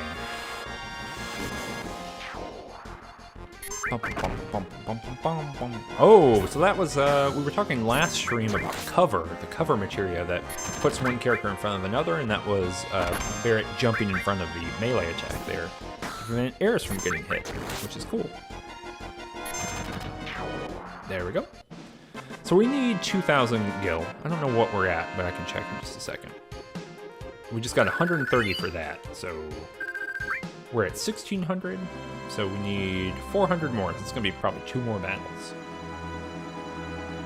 Yeah, Traumatized. Traumatized is, and Traumatized is saying in RPGs with several party members, I like to keep them the same level. That's kind of what I'm going for. There are, without spoiling anything, there's several times in this game where you kind of, the game makes you use certain party members. Oh gosh, that hurt bad for Eris. That was a lot. That was a big hit she just took there. So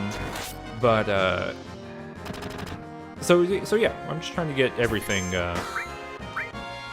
You know, just because of those moments where it's making you use certain characters, I want to make sure everyone's the same level, around the same level at least. And Eris is the lowest one right now.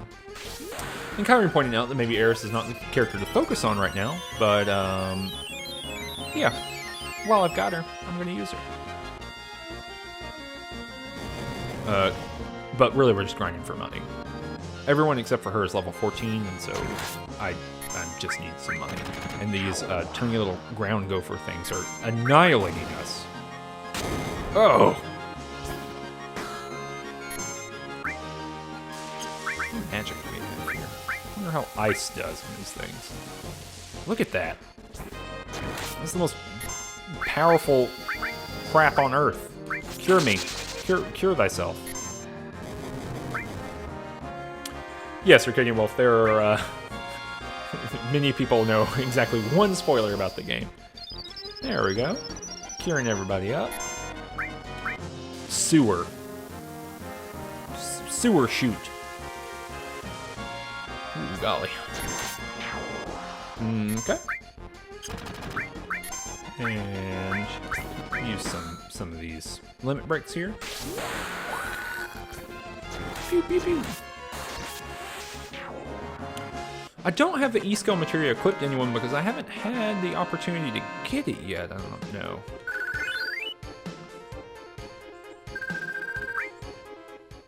There we go. We're at 2,000 bucks. Let me see.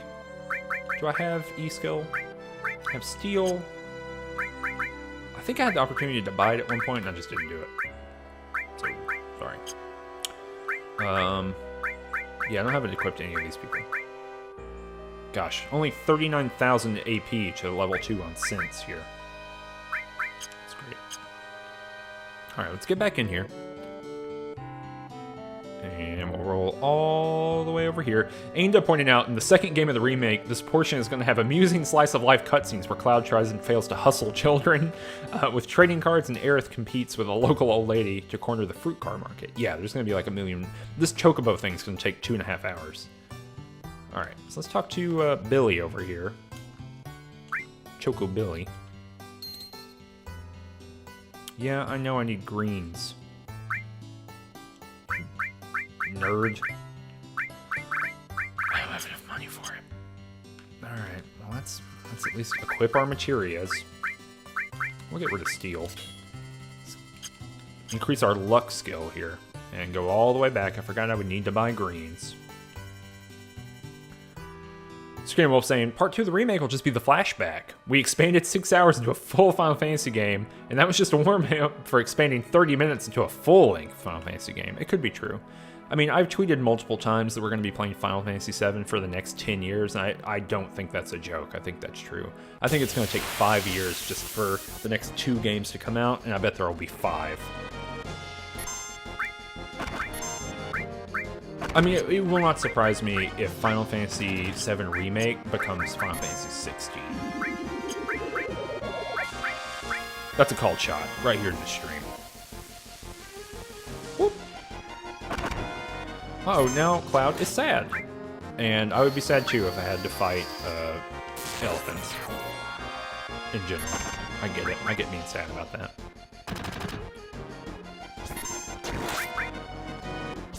So I'm gonna grind about 400 gil, something like that. There we go. Just so I can buy 2 Geisel greens, however you say it. There we go. Yeah, I want to get up to 400 here. I am going to use some magic. Yeah, I'll go ahead and let's get everyone just up to close to full health here. Kind of run around a little bit more. We're gonna look at the serpent. And I think it's actually possible, maybe it's not, but I believe it's possible to beat that thing across. Because we are going over there to that cave, you can see. We've been going for about an hour and a half. I'm gonna go for another hour and a half. Gosh, I keep being back attacked here. So we're gonna go for about another hour and a half, like I said. Just a normal plug, youtube.com/rangetouch. If you don't already follow me here, you should think about doing that. Go ahead and hit that follow button. You get all kinds of updates about streams I do. I haven't really been streaming outside of this, but every Thursday at 7 o'clock EST, I'm going to be streaming this Final Fantasy game until we finish it. And I might do some intermittent streaming on the weekend or something like that. Some people were asking about doing a Mordhau stream. I might be able to do that soon. And then probably when Magic 20 comes out, Magic 2020 comes out, I will definitely stream some of that. So lots of stuff coming up soon. If you think that's cool, hit that thing. Hit that follow button. If you are enjoying watching the stream right now, maybe tweet about it, Facebook about it, tell somebody about it. You know, we don't, like, word of mouth is the only way that more people come and check out the stream, so think about using your mouth to spread the word. Don't Kick Food says, he told his dog. Thank you. Desmond the dog. Ooh, Eris has got a new thing. We also got 21 AP for that, which is quite a bit. All right, cool. We got enough. We've got enough for 3 Geishel grains. A king's amount. So I hate catching chocobos. I think it's terrible. You got to get into a fight, and then you got to hurry up and use an item on it to keep them appeased, to then get other stuff going on. So let's do that. Let's buy some greens. We're gonna buy, well, let's buy the slightly more expensive greens. We'll buy 2 of them instead of 3 of the cheapest greens. I don't know if they'll really make a difference. I think they make a difference mostly for like mechanics that come up later in the game, but we'll just try this. All right, so we gotta get into a fight on these things, on these tracks. With the, let's make sure we have our materia equipped. Chocobo lure, we do. All right, let's go.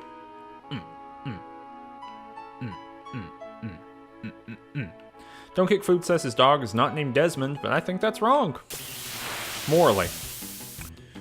Circadian Wolf is asking why we have to specifically catch a wild chocobo. The only reason we have to catch a wild chocobo is that they won't give us a pre... Oh, don't run away. Oh, damn it. So this is the worst part. And now we're just going to waste these greens. This is the worst thing on earth. I hate it. I hate it. So I need to put that at the top of my item menu so I can like very quickly use it before that chocobo runs away.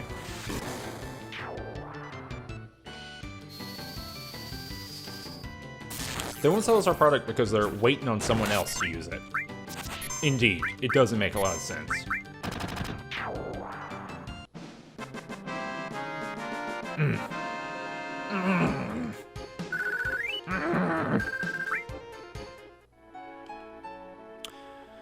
Alright, so I believe the arrangement of the item menu here, right, is, so, okay, that's field. I wonder if throw, type, least.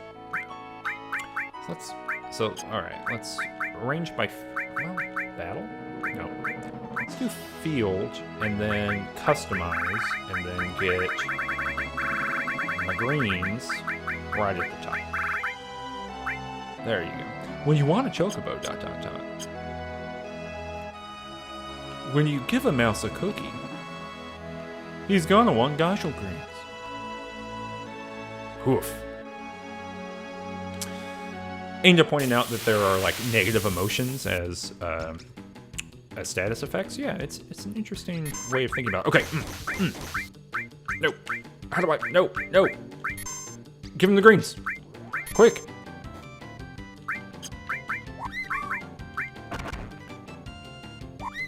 Don't beat me up. Don't beat me up. You have to be very careful because if you sequence an attack too early, I swear to God.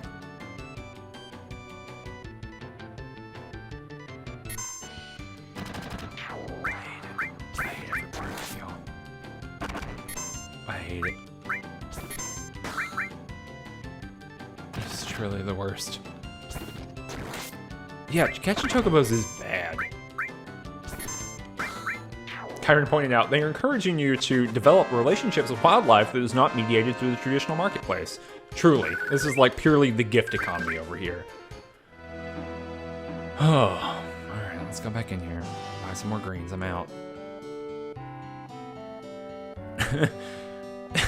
Ainda is saying, God debuffed me with depression, because otherwise I would be too powerful, is something I repeat to myself every now and again, so hey. Yeah, sure. Let's get some greens. Let's just buy the world's cheapest greens on Earth. Let's buy 7 of them. Let's curse God from mountaintop that we have to do this. Oh. I don't want to swap in anyone else for Eris. I don't want to do it, Kyron. Not going to. Unless everyone says, is everyone on the same level yet? No. I do need to swap in someone for Cloud, I guess, though. Get on my cell phone. Oh, I can't swap in anyone for Cloud. Is everyone level 14? Let's get Tifa in here. Let's get her materia leveling up. Let's get Steel in there.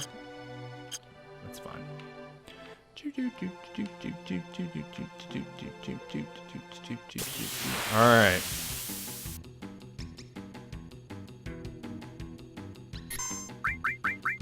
Casual greens. On this chocobo. Attack. Attack. Attack. Don't dance with me. Use it on that chocobo again. Don't do it. Don't run away. You devil bird. Stay here. Yes. Do it. Fight the secondary devil bird. Fight this devil bird. Don't do it. Receive my gift. Receive my gift, bird. You blue-eyed hell creature. For the love of God. Take my greens. Take my greens. Don't scare it.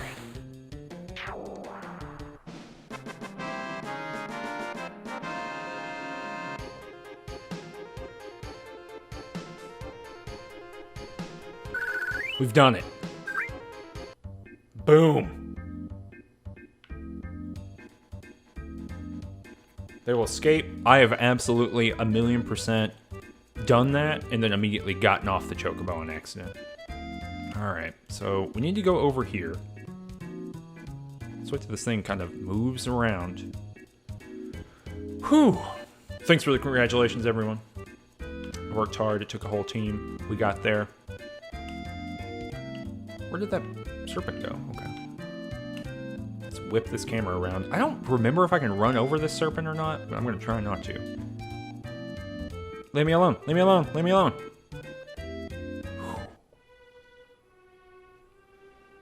Whew. Look at this. You get here, that's the serpent. Or a serpent. Sephiroth didn't have to catch a chocobo at all. He didn't have to catch one chocobo. Gee willikers. So I'm gonna go, actually, I'm gonna see if I can escape this screen. Can I do that?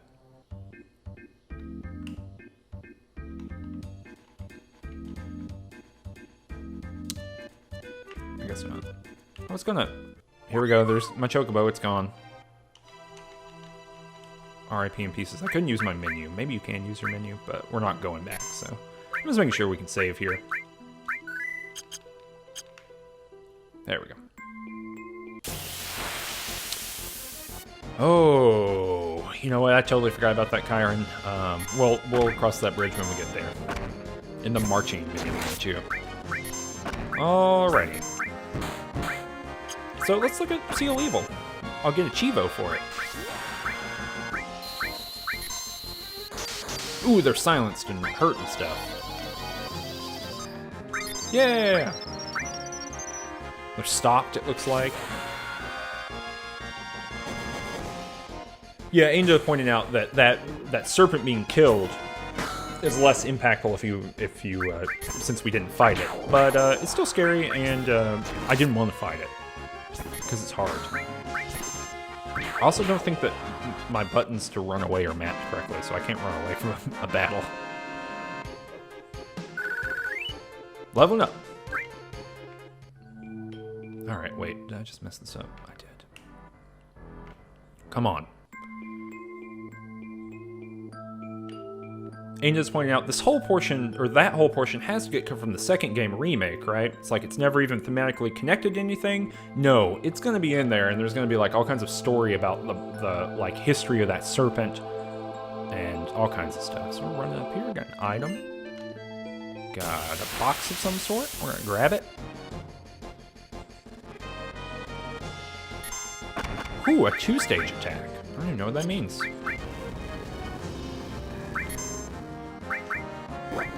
Let's guess Quake. Let's see what that does. Just gonna get some big fights here. Probably should use some magic there, but that's okay. That's what was happening to Barrett earlier. I guess I just wasn't paying attention to that. Let's get our cure-all going on here. Let's just do some fights.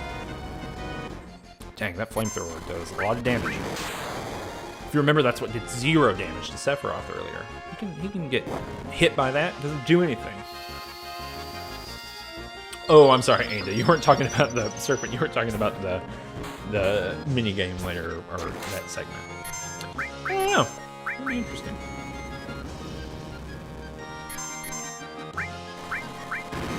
Let's use our limit breaks. Yeah, there's a whole strategy game that's in this game. It's incredibly annoying to play, but we'll learn all about it.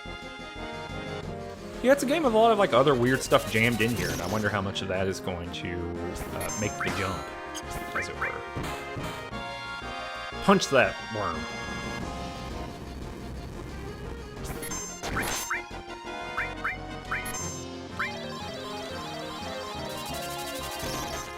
Yeah, double yeah. Punch, punch, punch, punch. Oh yeah! Somersault on the flying thing. I really like, they're not limit breaks. Are they limit breaks? In Final Fantasy VIII, whatever they're called, it's the same idea. It's their limit breaks, and Zell's is like fighting game commands that you put in, kind of like in Final Fantasy VI. I like Zell's more. Yeah, we're gonna play all those arcade games. I like the Gold Saucer, so when we get there, we're really gonna make it happen. I think it'll be really fun. But yeah, so this is just like a straight-up classic Final Fantasy dungeon that we're in now, right? So, you know, kind of a fork, yeah, kind of like a bunch of forking paths, and we gotta get items, and the cost of going to get those items is battles that you're doing. Oh, I thought we were finding those big tree roots. So we're just doing that. Ooh, Poisona. Hyper poison. We're just gonna fight these worms. I'm gonna use the limit break here instead of the heal, even though the heal would be good. And I'm gonna do that because we can cast stop on all these things, I think, and so that'll keep them from attacking us for a second. Which I think will be good in general sense. Yeah! Okay, and then I can cure all everyone, and then kind of on auto battle from here. Yeah, finding commands like Blitz. I couldn't think of the name of it. But yeah, Blitz in Final Fantasy VI, from Sabin, whatever his name is. There is something similar to that in Final Fantasy VIII from the character Zell, and it's rad.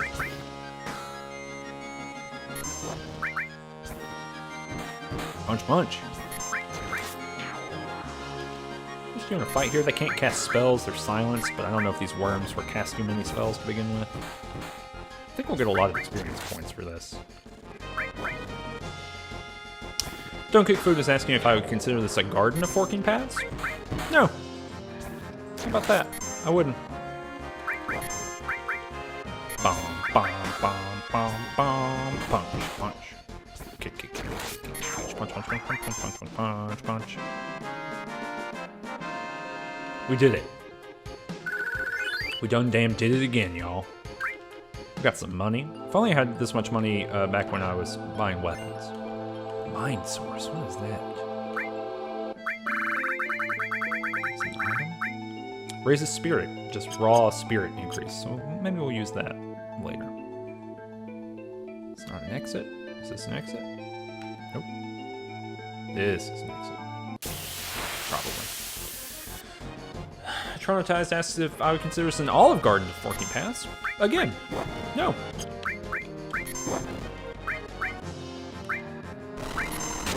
We're gonna get hit quite a bit here. I forgot how many enemies can be in battle in this game. Later games start capping this in interesting ways. You know, I think Final Fantasy IX has maximum of 4, and I think 8 might have that too.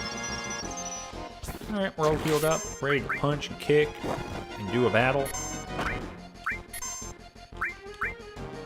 Everyone's sad. Nerfed. Punch, punch. God, we're getting bit. Never too sad to hit people with a staff, though.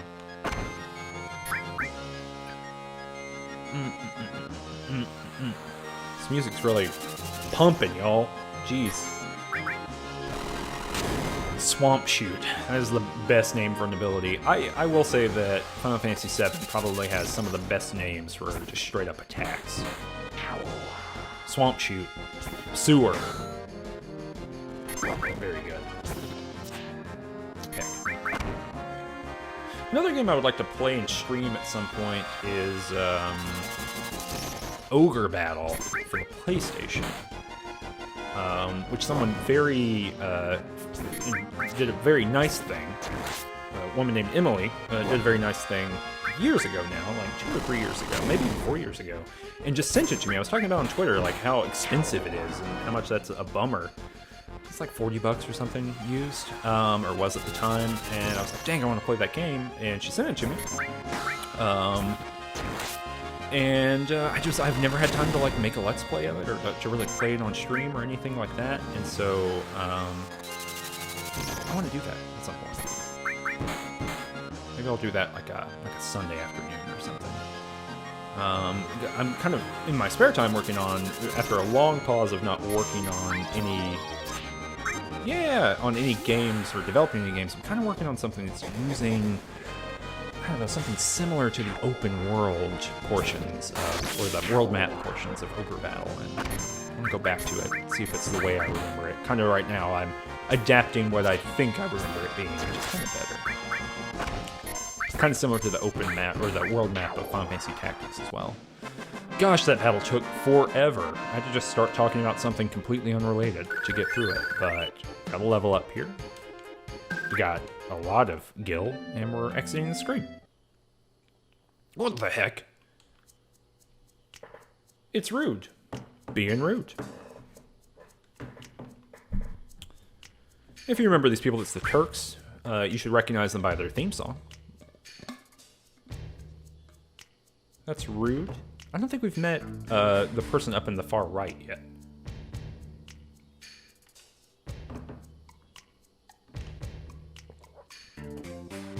Remember they tried to kidnap Eris earlier at the very beginning of the game? Kidnapping's not all there is to it anymore, y'all. There's additional content. DLC to this kidnapping. This is Elena. So I think now we've met all the Turks. I'm the newest member of the Turks, Elena. Thanks to what you did to Reno, we're shorthanded.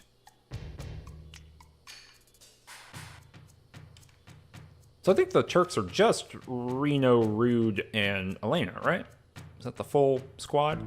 They're kind of like the Secret Service, I guess, of Shinra.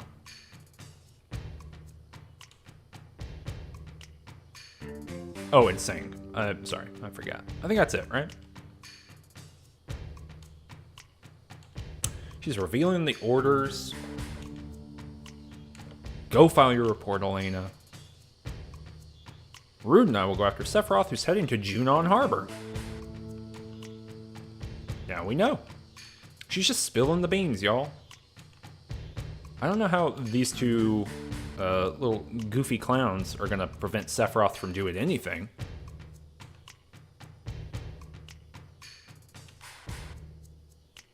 Got a new weapon coming out. Talking about, remember, I'm pretty sure that Singh is the one who spoke to Eris's mother in that flashback that we saw.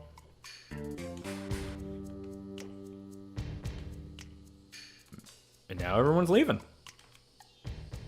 Saying, get away from Shinra, leave him alone. They do show up, Ainda is saying, not quite sure where they show up after this. They show up quite a bit, I believe. To my mind, they do. I guess I could be wrong. So we're going to heal up here. This kind of looks like the kind of place where a boss battle would take place. But we can't switch people out. Maybe there is no boss battle here.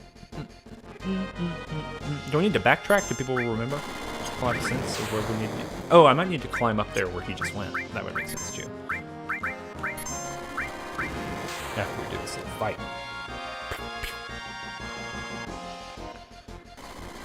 Oof. Come on, y'all. I get it. You're powerful and strong and you're crabs. And no one should mess with you.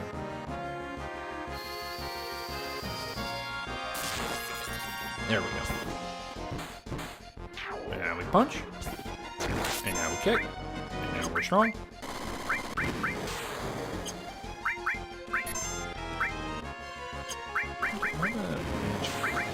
Let's see what Quake does here, if it does more, because her punches are doing about 50, something like that.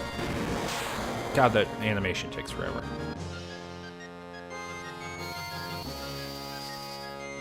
Boom. And this is way overkilling this creature, I think. Yeah! Okay, so Quake does quite a bit of damage, so maybe we can actually attack here and then Quake here. That should be enough to kill these things off. Because that's like 220 damage. Yeah, there we go. And we'll just attack our way through the end of this. Whew! Nothing more thrilling than the mental gymnastics of turn-based combat. I love it. Hashtag I love it.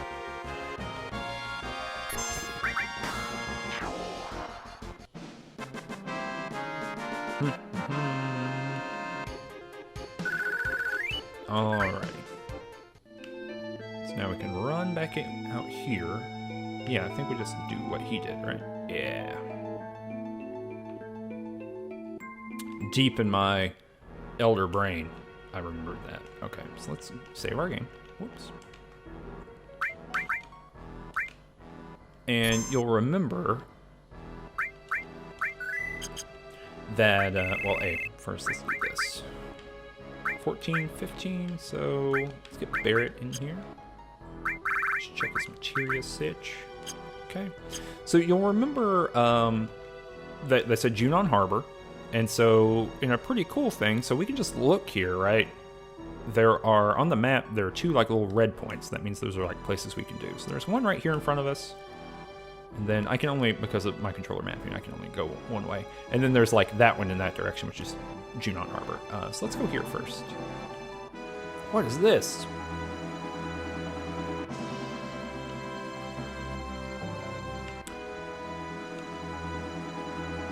So these are like straight up rebels, y'all. We've been fighting the Shinra on this battlefield for a long time. We've still settled in for a long war with them. Could you spare some time and help us fight them? We don't want to sound pushy, so if you're busy with something, why don't you finish that first? Okay? So this is what we were talking about in chat, what I mentioned earlier.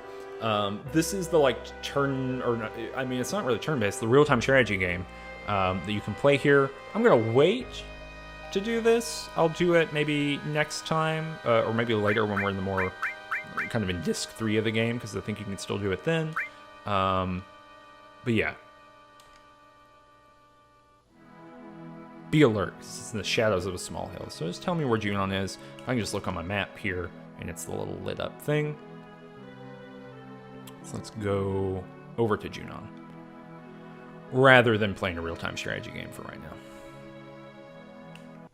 Whoops. I don't know why I said whoops. Heck. Hey there, who is this? This doesn't look like a monster, y'all.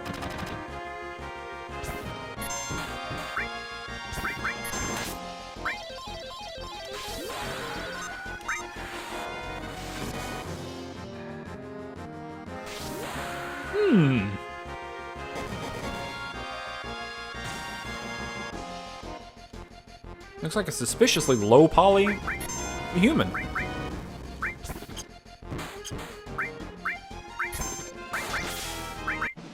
Physician cure, that's all. Alright, battle over. Easy. I guess we just destroyed that creature, whatever it was. Wait a minute. So let's save our game really quick, because this is something that's a little bit odd. I don't know why it won't. Oh! Oh, she got me! 200 gil stolen. Look at that. Look at that. 200 gil stolen. So, acting like she was defeated lying on the ground, getting me to go save while I'm saving, which is this weird moment of breaking the fourth wall, right? Of knowing that we're going to a save point while that's happening, stealing our money. Amazing. Well, we'll go back to this later. Interesting stuff, though. That's right. Circadian Wolf said, "What is this game? Isn't that interesting?" All right, so we're going over here. Yeah, here's Junon Harbor.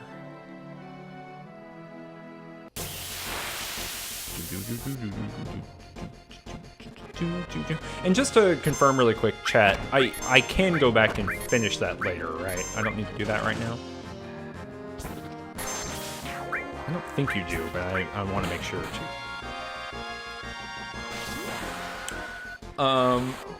I don't want to spoil it, Retrosphere. You cannot lose your money. I could have talked to her. I did get got there, but there's more to it. I need to heal up, Barrett.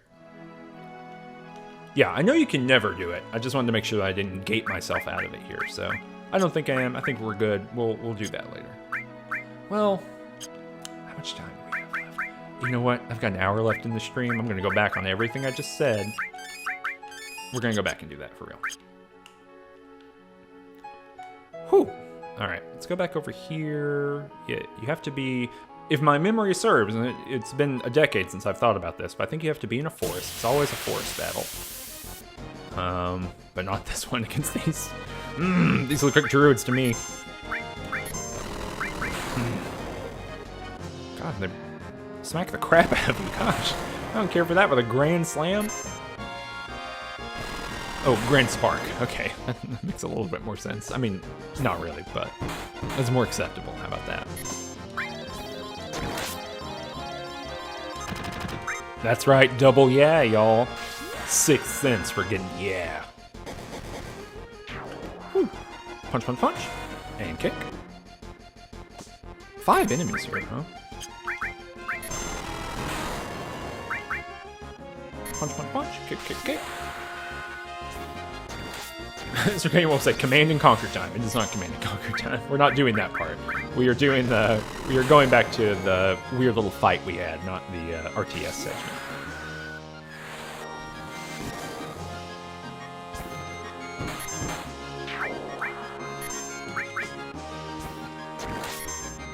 Okay.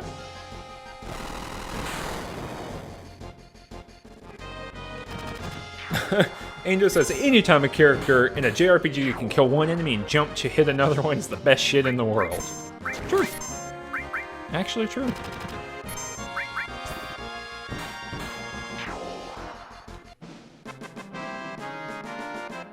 It is more tower defense than, so don't kick through this point out, it's more tower defense than RTS, but you are moving several units, so it's a little bit of a combo of both, I guess.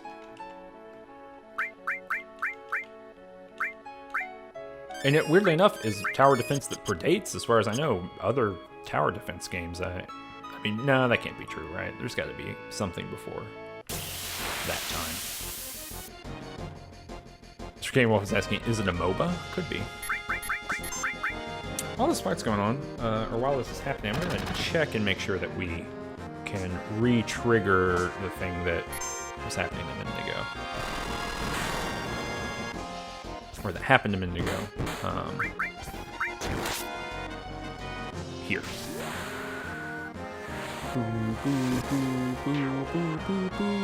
There's an instructables page about it, which is very funny. Okay.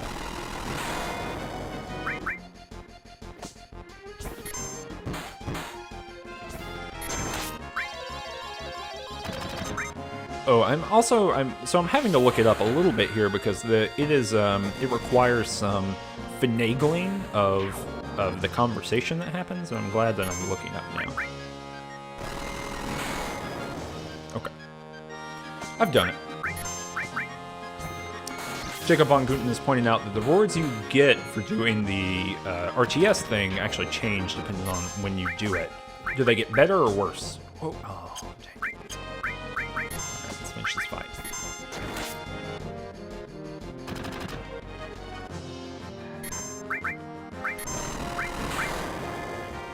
I don't know. Jacob saying you miss out on some minor stuff now, but nothing too major. Okay, good. I mean, I don't know if I ever completed it or like did it optimally and got the optimal outcome. Gosh, I'm gonna. Cloud's got saved the day here, y'all. Jeez. There we go.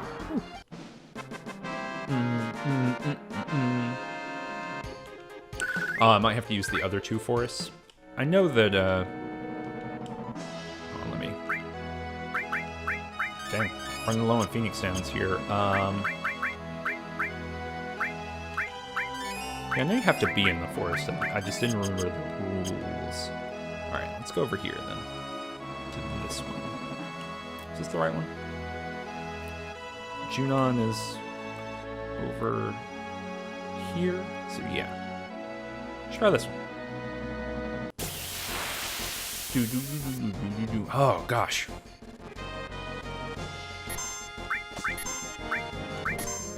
We're gonna keep trying it. We'll try it for another few minutes, and if it's not working out, we'll come back later and do it. I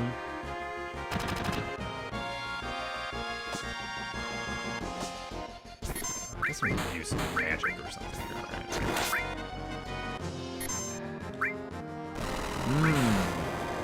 Ainda is saying you might be able to encounter this character once in each forest.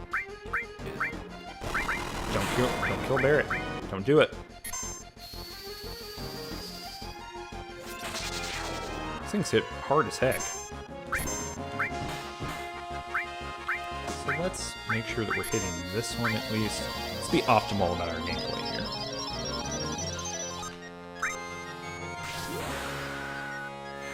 Yeah, Circadian Wolf saying they deal a lot of damage for being little trees. Yeah, it's true.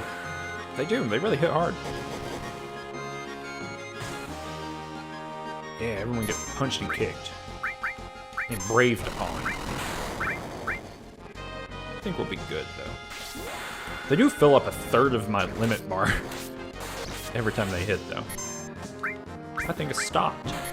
So let's try to kill these other ones who aren't stopped. We're really spreading the damage around. That's not optimal gameplay, I guess. I think we're okay. Don't do it.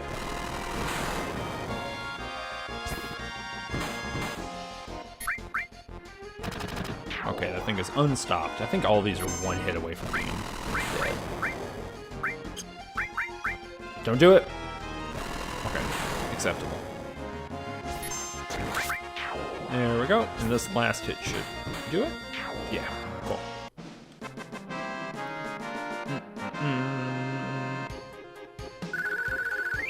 Oh, so close. Look at that. 7 points until a level up. Are you kidding me?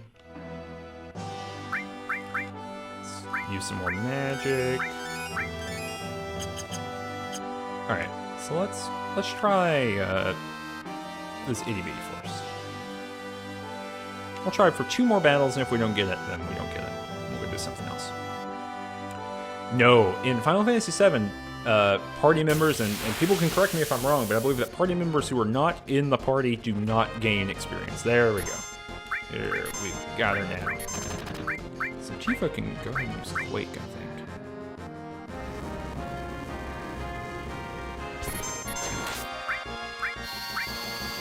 The reason I'm not using his second, maybe I should be using it in order to unlock more limit breaks, but the reason I'm not using his second limit break there is that it's like an MP attack. Oh, dang. Sorry, Chief, I failed you. Cool. Alright. So I'm looking at my phone now to look and see what the exact right dialogue answers here are, because if you mess it up, you've messed it up. Alright, so let's talk to her here. She's surprised she lost. Listen to that theme.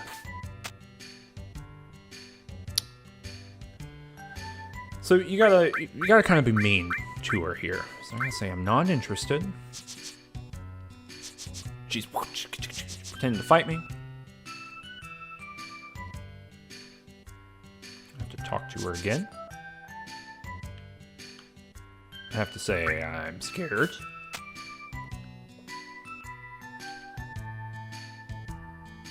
She says she's gonna run away. And I have to say, no, don't run away.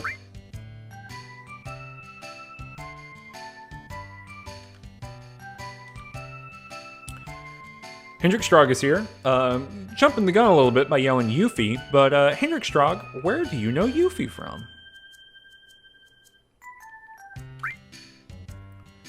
So we gotta invite Yuffie to the party. And I gotta say, alright, let's go.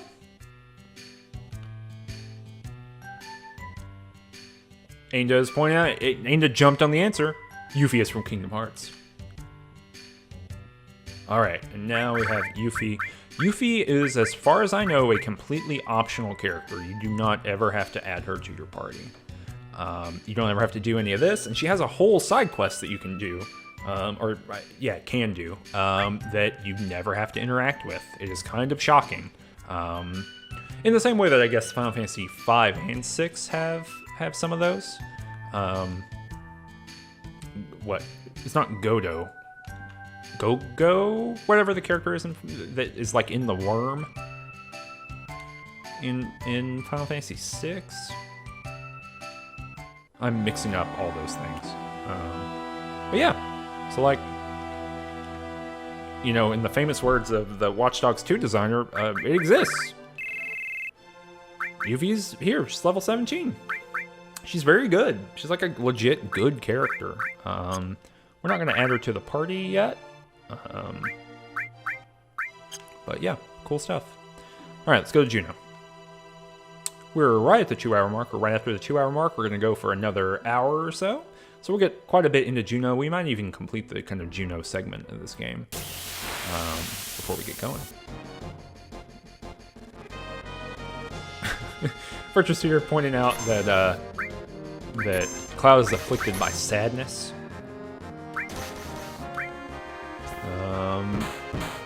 All kinds of stuff. Just reading back in chat, Dead Pancake says, oh wow, I didn't know they did a crossover with Kingdom Hearts. Ainda pointing out that's going to be really weird to do in the remake, or, I mean, are you going to have a character that's completely optional? I think they should, like 1,000,000%. Scooby talking about the Yeti character in Final Fantasy VI as an optional party member. And then Circadian Wolf is saying, you know, obviously they need to follow the Baldur's Gate lead and have a lot of optional party members. You know, maybe like 10. I get it. Yeah, Gogo and Umaro. Umaro's the Yeti in Final Fantasy VI. I forgot the name. Oh, I should let people, Jacob Von Guten pointing out that I should let people see her fight. True.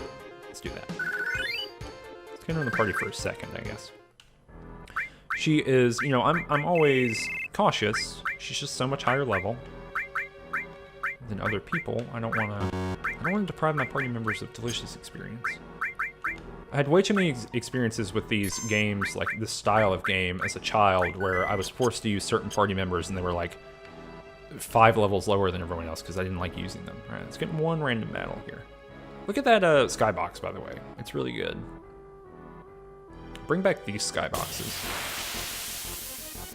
Bum, bum, bum, bum, bum, bum, bum. Back attack every time. I believe that Final Fantasy VII is one of the games where you can still hit the retreat thing. Come on, Yuffie, go. Do it. So she like throws her thing, whatever. It's like a tire iron with blades on it. And she hucks it at people and does it. She's got that cool big arm guard. It looks like her arm's in cast, but I think it's like a thing to make sure she can catch her tire iron. It's good. Let's go here. Let's take our little sweatpants man into the harbor.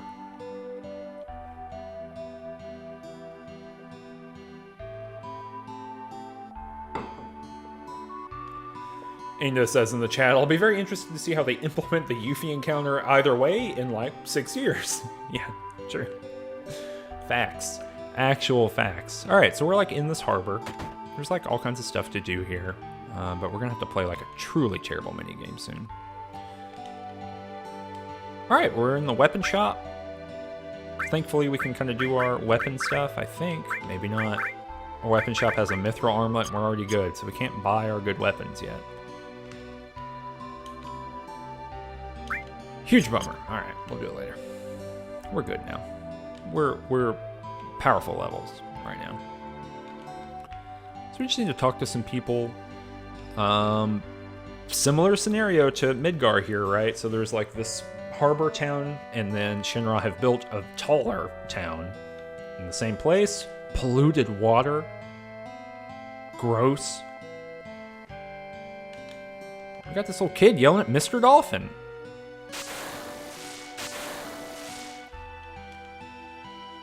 Priscilla is yelling at Mr. Dolphin.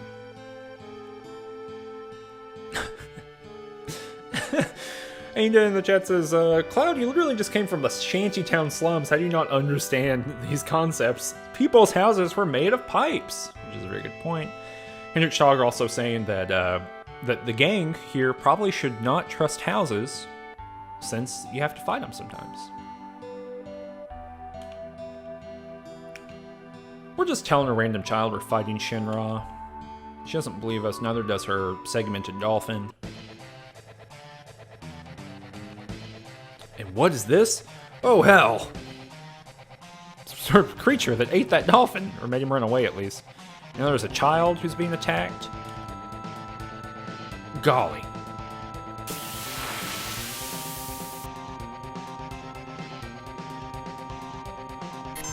And worse yet, this thing flies. This is just a real sudden boss fight. I'm gonna see if Bio will work here. And we have Yuffie in the party still, who has no materia equipped, because I didn't think about this happening. So this is gonna be great. This is gonna be a good time. Luckily, she can use items. Did we poison it? Ooh, let's try to sense and see how many HPs it has, and I will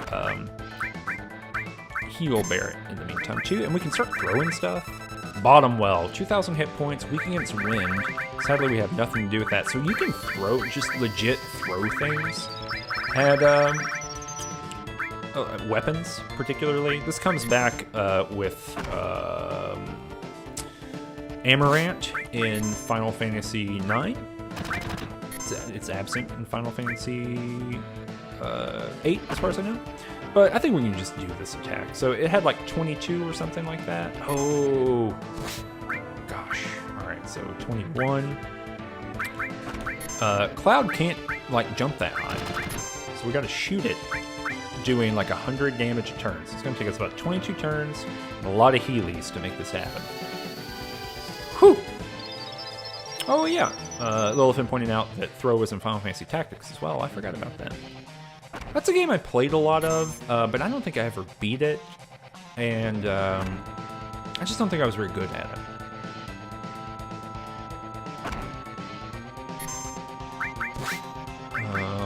I'm not quite sure what you're asking, Anja. Are you asking about something in this game?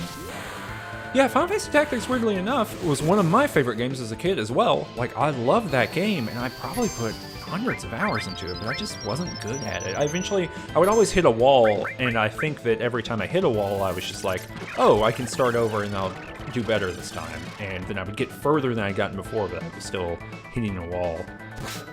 Gosh, I'm drowning. Cloud, you're drowning. Can I smash him out of this? Did that work? That's bad. Let's see if I got a cure anyone here. Let's cure Yuffie. Oh, she's got her limit break going on. I don't think I was like... her limit break is also called Grease Lightning. I don't think I was smart enough to grind in Final Fantasy Tactics. Cool. So yeah, Grease Lightning is not very interesting. She just kind of throws her thing at them. I don't know how I get Cloud out of this bubble. Can I heal him out of the bubble? Oh, that's interesting. So Ainda's asking. Do the order of actions in the party. Gosh, this thing just legit killed me. And now Barret's gonna die. What do I do here? How do I knock that thing off?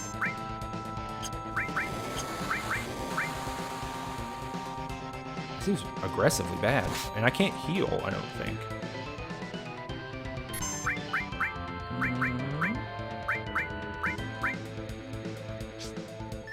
Whew.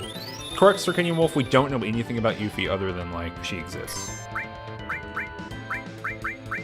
Now I'm out of Geishel Greens, which is distressing. Oh, and I have attacked here, and I can't even attack. Heck. Yeah, I don't think you learn anything, like, really about Yuffie for dozens of hours. So I'm out of Phoenix Downs here, which is unfortunate, but I can cast Fire, I guess, and I guess I'll do that. Yeah, if someone could tell me how to get rid of this bubble, that would be awesome. The bubble that kills people.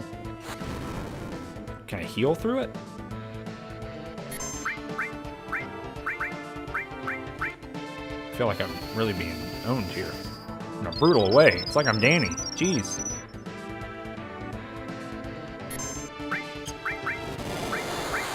I got pretty far through this fight, too. I mean, does it just have to die? Do I have to break its concentration?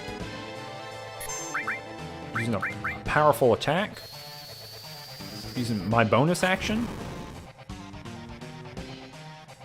Come on, Big Wave. Do it!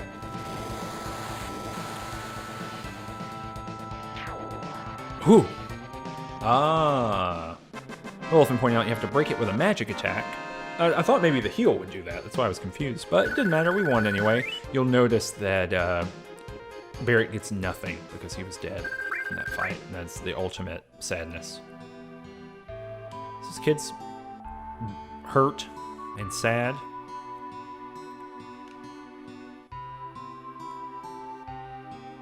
He's had another old man with his arms behind his back, kind of bent over. Young man, do CPR. Cloud refuses to do CPR on a child because it requires mouth to mouth. And also Yuffie's saying, hey, do it! You punk? Whew. Jorah Spear says, girls have cooties. Powerful. Take a deep breath, hold it in, then breathe into it. Just do mouth to mouth, Jude. That's right, there's a mini game here. To start the CPR gauge, push down to stop the gauge, okay? What is switch?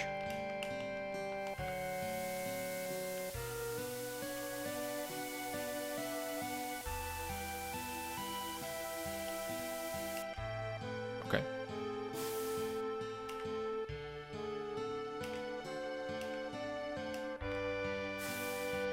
Oh, whoops.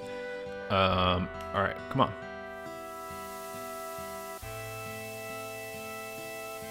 Yeah, this old man should be doing the CPR.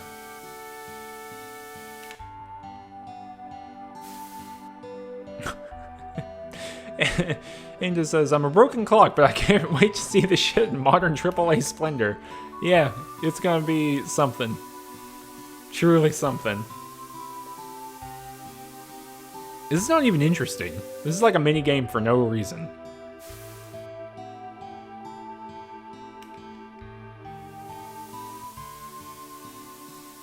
Yeah, this is not CPR. Am I doing this wrong? You keep saying no. Whoops. Do I need to go at the maximum lung capacity? Maybe that's it. This game is inscrutable when it's like not clear what's happening. I inhaled too much. Alright, come on.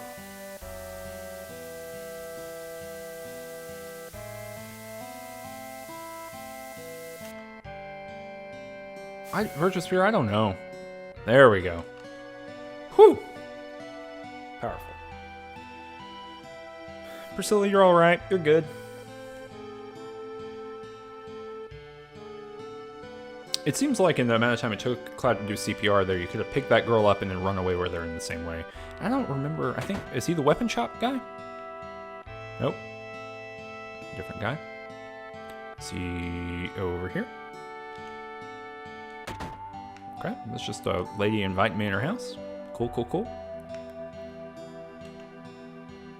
She knows that I helped Priscilla.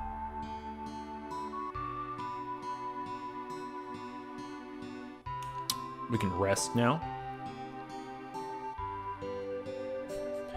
Jacob Von Gooden says, the minigames in FF7 are like a weird punch-up. Like the plot existed and somebody was brought in to be like, hey, figure out where we can put more games in our game. I mean, yeah, there are a lot of games in this game.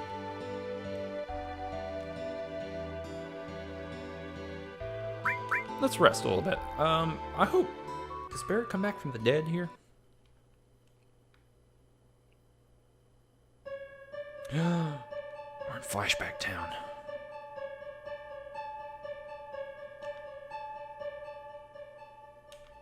Remembering 5 years ago. Nibelheim. When you went to Mount Nibel, Tifa was your guide, right? But where was Tifa other than that?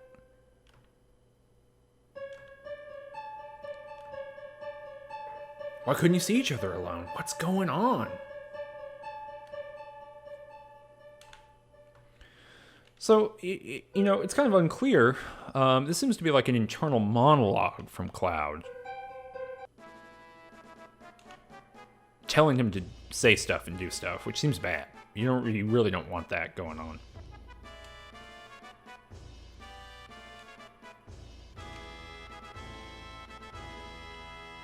Tifa can't remember 5 years ago, the most traumatic moment of her entire life. And, I don't want to... Not to predict or spoil, but she seems cagey about it. Hey, Kubismus. How's it going? Thanks for coming and hanging out. There's like a parade or something going on. You can hear that music is diegetic. Meaning it's happening in the world. I'm going to try to run outside here because it's right here and we can save. That's like a thing to do. It's like a thing that all the cool kids do. They save the game. Ainda says, so like the distance between this and the relevant cutscenes really adds to the confusion of this game's plot that comes up for some people. Like it's hours and hours before this stuff is relevant again. That's true. Yeah, there, like I was saying, not last time, but maybe the time before, there's this kind of, I don't know, going opinion, right, or going idea that the script for this game is unclear. And I don't know if I think that the script is super unclear. I think it's just that, like you're saying, I think it's that there are big gaps in between relevant information. This is something that happens, and I've written about a little bit with the contemporary Assassin's Creed games, where it's like an important plot thing will happen, but your ability to do all kinds of things in the middle happens. And so it ends up happening that either main missions repeatedly state the plot to you because they don't know how much time you've taken in the middle, or they don't say it to you at all, and it's like, oh, I've been doing something for 15 hours, and I've finally come back to this, and there's no context for it.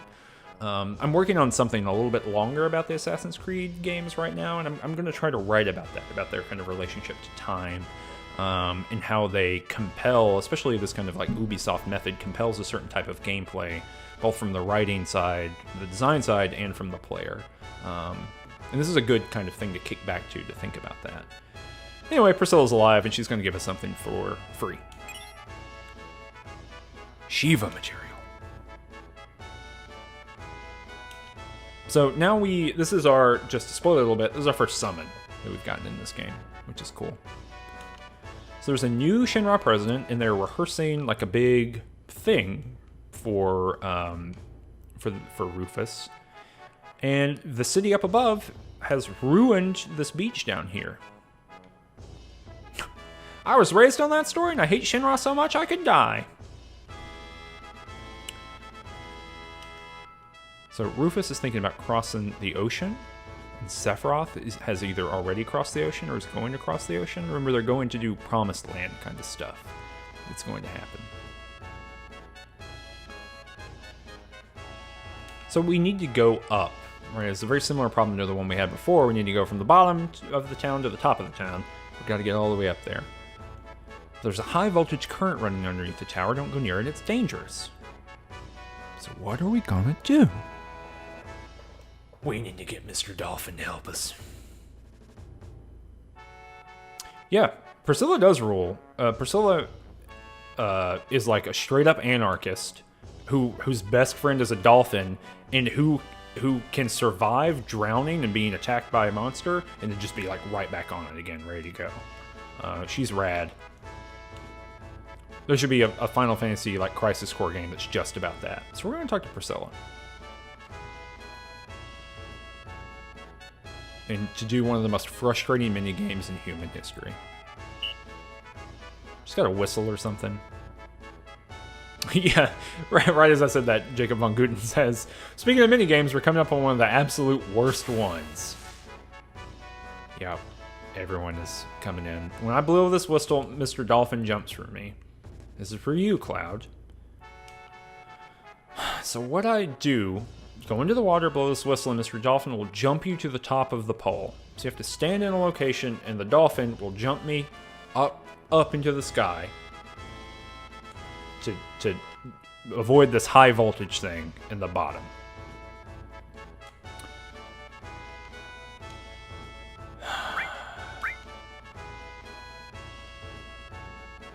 It's just truly hell. All right, so I gotta hit that pole, and you have to like be down here. You can see me swimming around here. Oh, I can swim fast.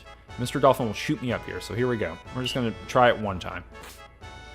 So you see, it's kind of like from this weird top-down perspective, so you really have to... Oh, I died.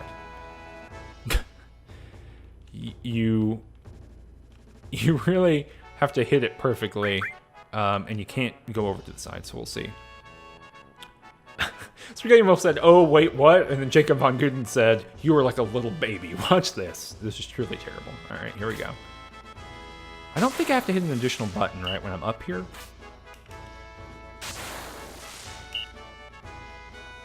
So he like kind of angles you toward it no matter what. You just gotta like pray. There we go. Taking years of honed capability. That's right, y'all. I did it. I'm one of the most powerful beings on this planet.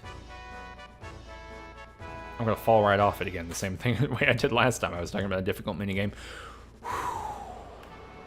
Cutscene time, yeah. Thank you, Traumatized. Much appreciated. Look, there's an airship, y'all. It's cool. Scoobing is asking what the safety regulation body is on this world. It's OSHA, of course. The Opulent Shinra Headquarters Association. That's an airship and it's cool. I think we have to run this way, right? Yeah. And I'm little bitty. Look at that. Look at this. There's like attack helicopters back there. I'm not quite sure what they are. This is legit just a chest, and they were like, all right, put a chest there, and it'll be the trigger for this, and we'll like do something with it later. And then they didn't. So we're going this way. So we're like in a Air Force base. Legit. They're gonna give me a little... They're gonna get in the room. They're gonna give me a uniform. President Rufus is here and I gotta change. So now we're just like caught back up in some comedy of errors weird thing here.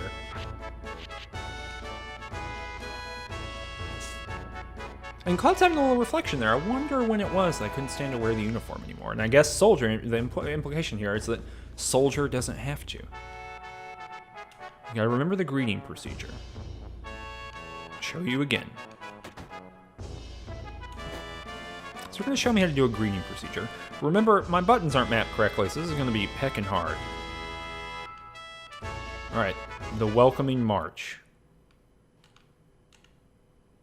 He's singing, ah.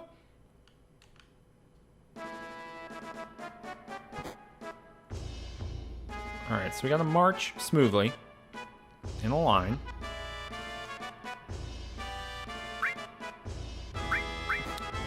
And then we gotta shoulder our gun.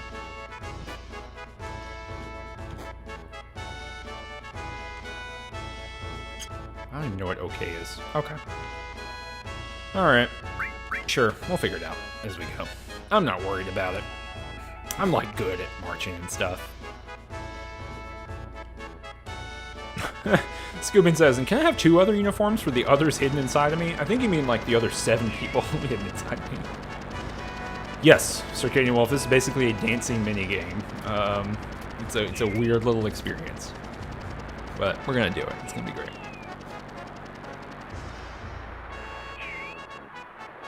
We're gonna march for Rufus. There he is. Best friend. The dad is surfing Rufus himself. Now I'm a little soldier. Oh no, did I do the wrong thing? Okay. It's a Metal Gear Solid 1 going down in the whole thing. Alright, we're gonna save here. And then we're gonna bebop our way on over here. Kubismus says, Dance Dance Fascist Revolution. Woo! Alright. As this is happening, if you don't follow the channel already and you're enjoying what we're doing, hit that follow button and help me out quite a bit. And if you do follow the channel, thank you so much for doing so. Thanks for watching, coming and hanging out here with me today. I got an itchy nose. It's like right in the under part. This is Juno Harbor. We're getting to see it a little bit. If you think, hey, that looks like a big giant gun, you're right. It is. And without spoilers, we're gonna get to see that big giant gun doing cool stuff later. But yeah, let's go. We gotta run. We've missed the parade. We're in heckin' trouble.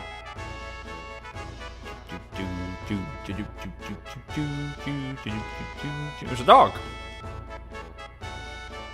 We gotta like sequence our way in here. All right, here we go.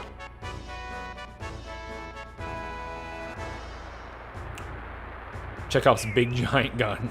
All right, so it's the live TV ratings. We gotta make sure our ratings are good. We gotta march good for the ratings.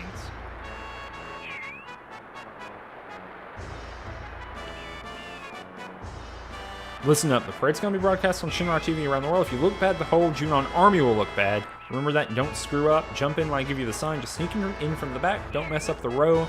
No matter what you do, don't try to go in from the front. Start marching. All right, so we're gonna... Okay. Oh, let me go. Come on. Bump, bump, bump, bump, bump, bump, bump, bump, bump. I'm bad at marching. What the hell is that soldier doing? Yeah, so I'm trying to like, basically what I'm doing is I'm holding the button. So I got some potions for doing okay, but not doing great. So now we are doing more stuff. That's Heidegger down there, if you remember from earlier. And we're gonna do a little bit more of this kind of stuff. It's a real experience.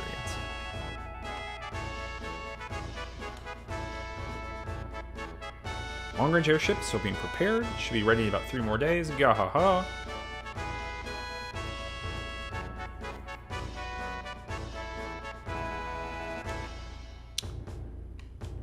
So they're trying to figure out how to get across the ocean, basically. And it's going to take a few days for the airship. And so they're going to come up with a different solution. Got to get a boat ready.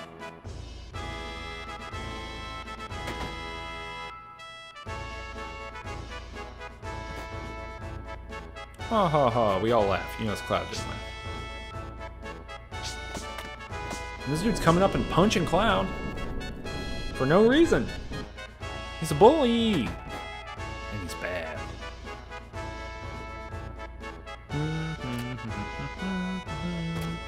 What a disaster. The man in the black cape's been roaming the city, but we can't find him. Who is that? Who is it? 2 or 3 days ago, there's a rumor going around that Sephiroth, y'all.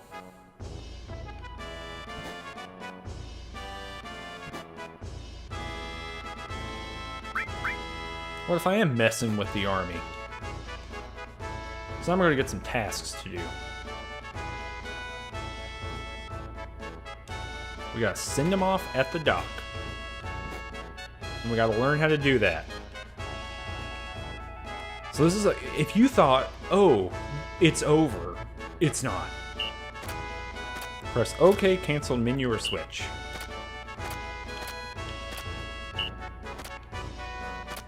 I'm hitting these buttons and it's doing nothing. But you get an idea of what's happening here. Okay.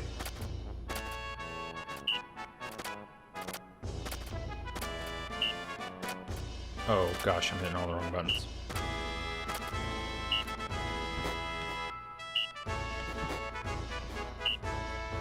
I've got it. I did it perfectly. Whoops. But yeah. Show me your best move. Whoo! Plays the music there. It is awesome. It's really cool. Practice it. Alright, we gotta go to the dock. There's all kinds of stuff to do. Theoretically. We could wander around. I think we can buy some stuff, but we're not gonna do any of that. Oh, I guess we also don't have a bunch of people inside of us. I guess we only have Cloud right here. Look at it's our good friend Rude. No, Reno. He's out of here. Who's this guy? Forget about your job. Okay. What do you got for me, Buster? Materia shop. Cool. Seal, restore, heal, revive. We want that. And I'll,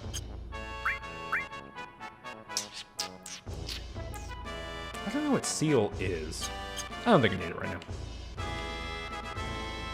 We do want revive, though. That's good.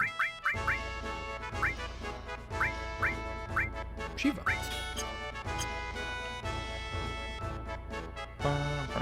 We can go in all of here. I think one of these is a weapon shop.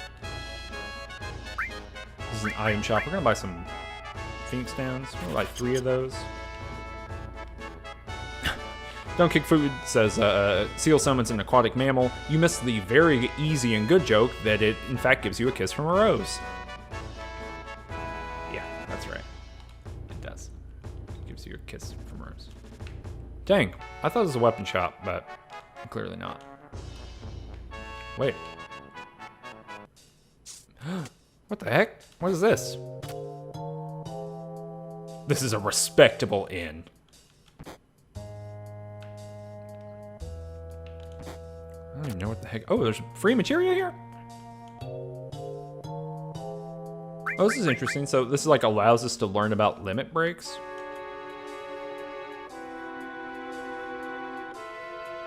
Okay, that's all I know. Sorry. Enemy skill. There you go. So, whoever was asking about that before, I forget who was asking about. Enemy skill. That's where you get it. So let's see if we can go up here and there's a weapon shop upstairs. For some reason, I thought one of these was one of these. Or was a weapon shop. Oh! A tiny soldier. Mind source. You can hear a cat meowing. A luck source to increase our luck score. More items. This is cool. Guard source. Increase our defense a little bit. Just some dude. Power source. Gosh. He's trying to study for his exams. I got nothing but respect for that. Although it is already established that if you read books, it's bad for you. So read books at your own peril. Oh, wait, I wonder if weapon shop is. Can we go this way? No. Do do do do do do do do. Okay. Is it over here? Okay, go to the port to send him off. Where did I go? Let me go this way! Traumatized? No, I don't care for it. You're a sailor. Is this the port? Right under us is a submarine dock and an underwater Mako reactor. I didn't know that. Later, without spoilies, we will be coming back to check that out. Here we go. Alright, we're in the right spot, I think. Is there a good shirt It's over there. Someone was talking about the banner here for Rufus.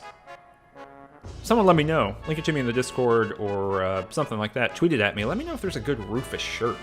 I think that'd be great. I mean, he's bad, but the shirt would be so good. Can't go inside of here. So this is all the people. Here's Reno. The Secret Service are hanging out here. Let's get out of here. Hey, Virtual Sphere. This is cover. This is not a flashback. We are seeing off Rufus, the president of Shinra. Yeah, we're in undercover. I don't want to nap while on duty. I do want to save the game.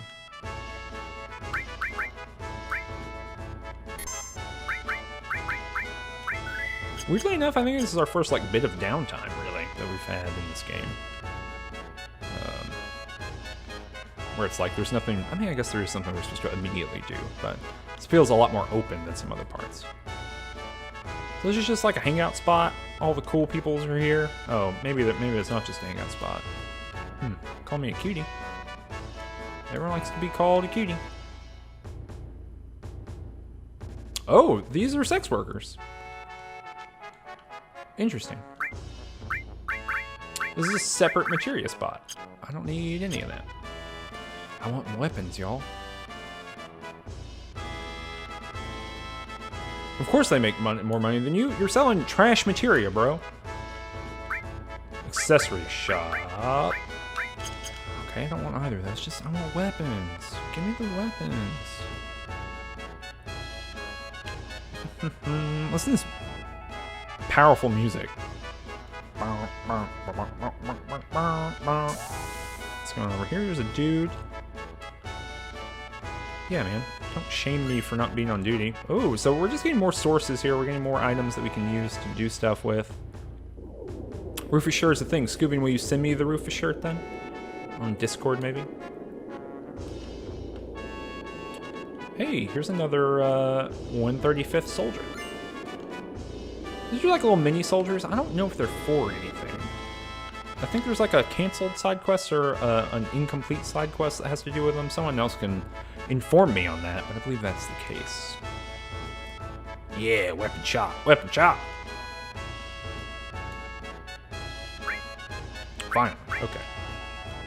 Didn't I already buy the Mithril Saber? Did I just not equip it? Yeah. Oh, y'all. What a huge mistake on my part. Ooh, I'm gonna give Cloud the power wrist. Whoops. And Shiva. But let's buy some more stuff here. Yeah. Scoobin sent it to me. Ainda, if you're not on the Discord, you can you should join the Discord. You should find out about it.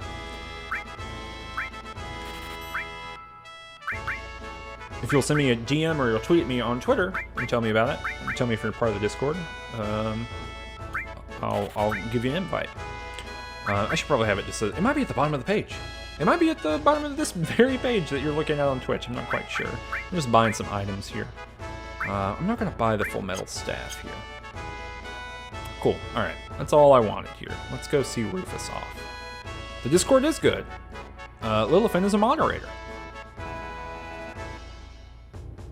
It is indeed under the stream. Thank you, Circadian Wolf. There's a link down there. It might be the only link down there. I should probably like make a real thing for it. Is there like a easily make the panels at the bottom of a stream thing? It looked complicated last time I was doing it. All right, we gotta see this president off. It's the most important thing I've ever done in my whole life.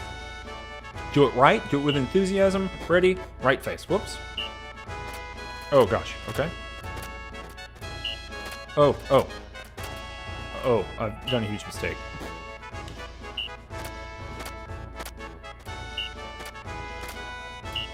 Oh gosh, I'm doing this all wrong. Oh. Okay. Oh, I did it right. Whew. Whoops. Oh, gosh.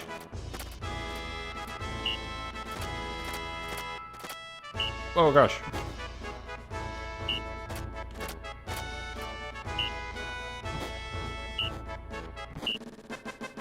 I don't know how to do this. Okay. Whew.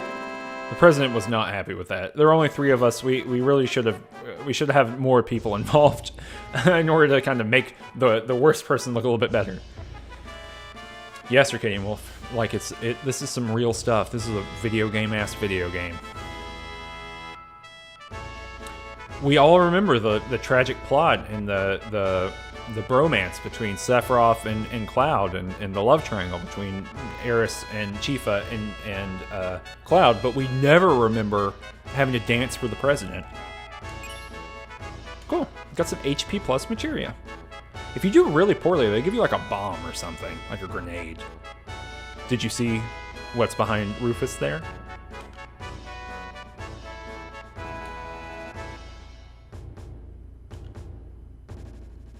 Yeah, if you do it poorly, Lillifan's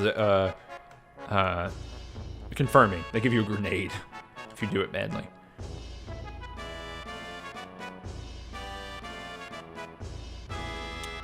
Ando, what do you mean? A grenade is useful, Circadian Wolf, but not as useful as materia. It's very useful. Yeah. His horse laugh. Gonna start punching at people? Look. Yeah, like a live grenade, Virtue Spear. I mean, you don't die or anything, but it is weird.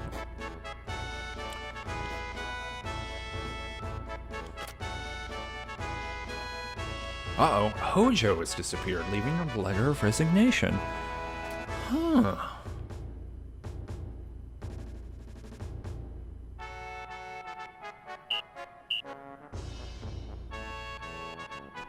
We are dismissed. We're running away. Here we go. We run and jump and hide and scream.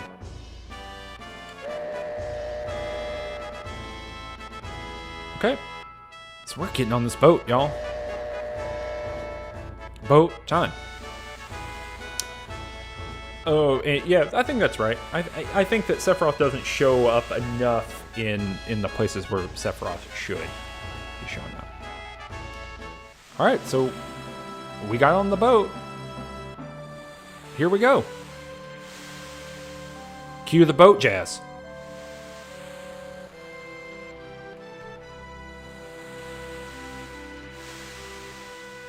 He does have a big sword, and he's cool.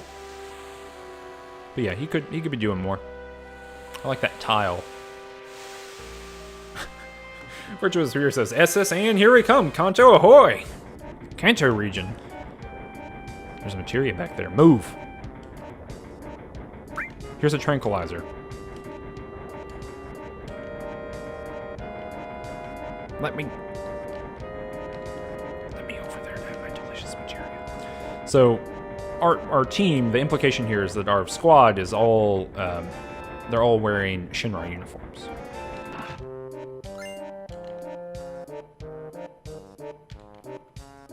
So this is Aeris here. Talking about that. She's asking if she can go on an airship. I don't know. Just Shinra weapon. So I think we're supposed to kind of find everybody. Do that kind of stuff. So I gave Yuffie a tranquilizer. She should move. Or I hope she moves. But yeah, everyone's mad. Everyone wants us to get out of the heckin' way. To do our jobs. Yeah, traumatized, it's boat jazz.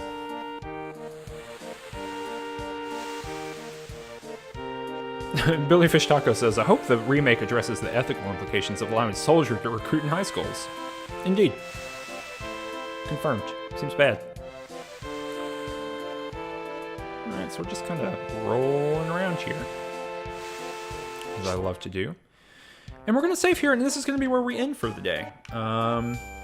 Because they're kind of from here, the next little bit's like a little segment. And so we got about 10 minutes left or so in my allotted time for streaming this evening. So we're going to cut it here. And we're going to finish up boat time in the next stream. Thank you so much, everyone, for coming by. If you're not following already, consider hitting that follow button so you can get an alert every time I go live. Hopefully I stream something else in between now and then, but every Thursday, 7 p.m. EST, we're going to be doing Final Fantasy VII until we're done. We're about a quarter or third of the way through the game now, maybe a quarter of the way through the game now. So it shouldn't actually be that many more streams until we're done. If you want to catch up on the VODs from previously, you can see them on youtube.com/rangetouch. If you want to join the Discord, there's a link down below this video or this panel or whatever you're seeing. Put that in your search bar. You can come hang out. We'll have a good time. And if you really like what we're doing here on the stream, you can join the Patreon. Patreon is accessible in a lot of different ways, but just tweet at me to ask me about it, and I'll link you to it. I should probably make other people a mod here in the chat so that they can link things. But yeah, if you like it, you can spend $1 a month to get our newsletter, or you can spend $5 a month to get another podcast I do. Right, I've got a really great special guest for the July issue, or part of the podcast, or episode of the podcast. I hope you'll get excited about that. There's going to be a new Game Study Buddies coming out in the next week or so. We're doing Homo Ludens by Johann Huizinga. I don't know why I couldn't come up with it. It's right here. Reading it right now, finishing it up for recording. And follow me on Twitter at twitter.com/ckunzelman. I don't think there's anything else I need to let you know about, but again, thanks for coming on by, and hope you enjoy the stream. If you have any feedback for the stream, let me know. If you want to catch the VOD later, it's going to be on YouTube. That's it. Goodbye.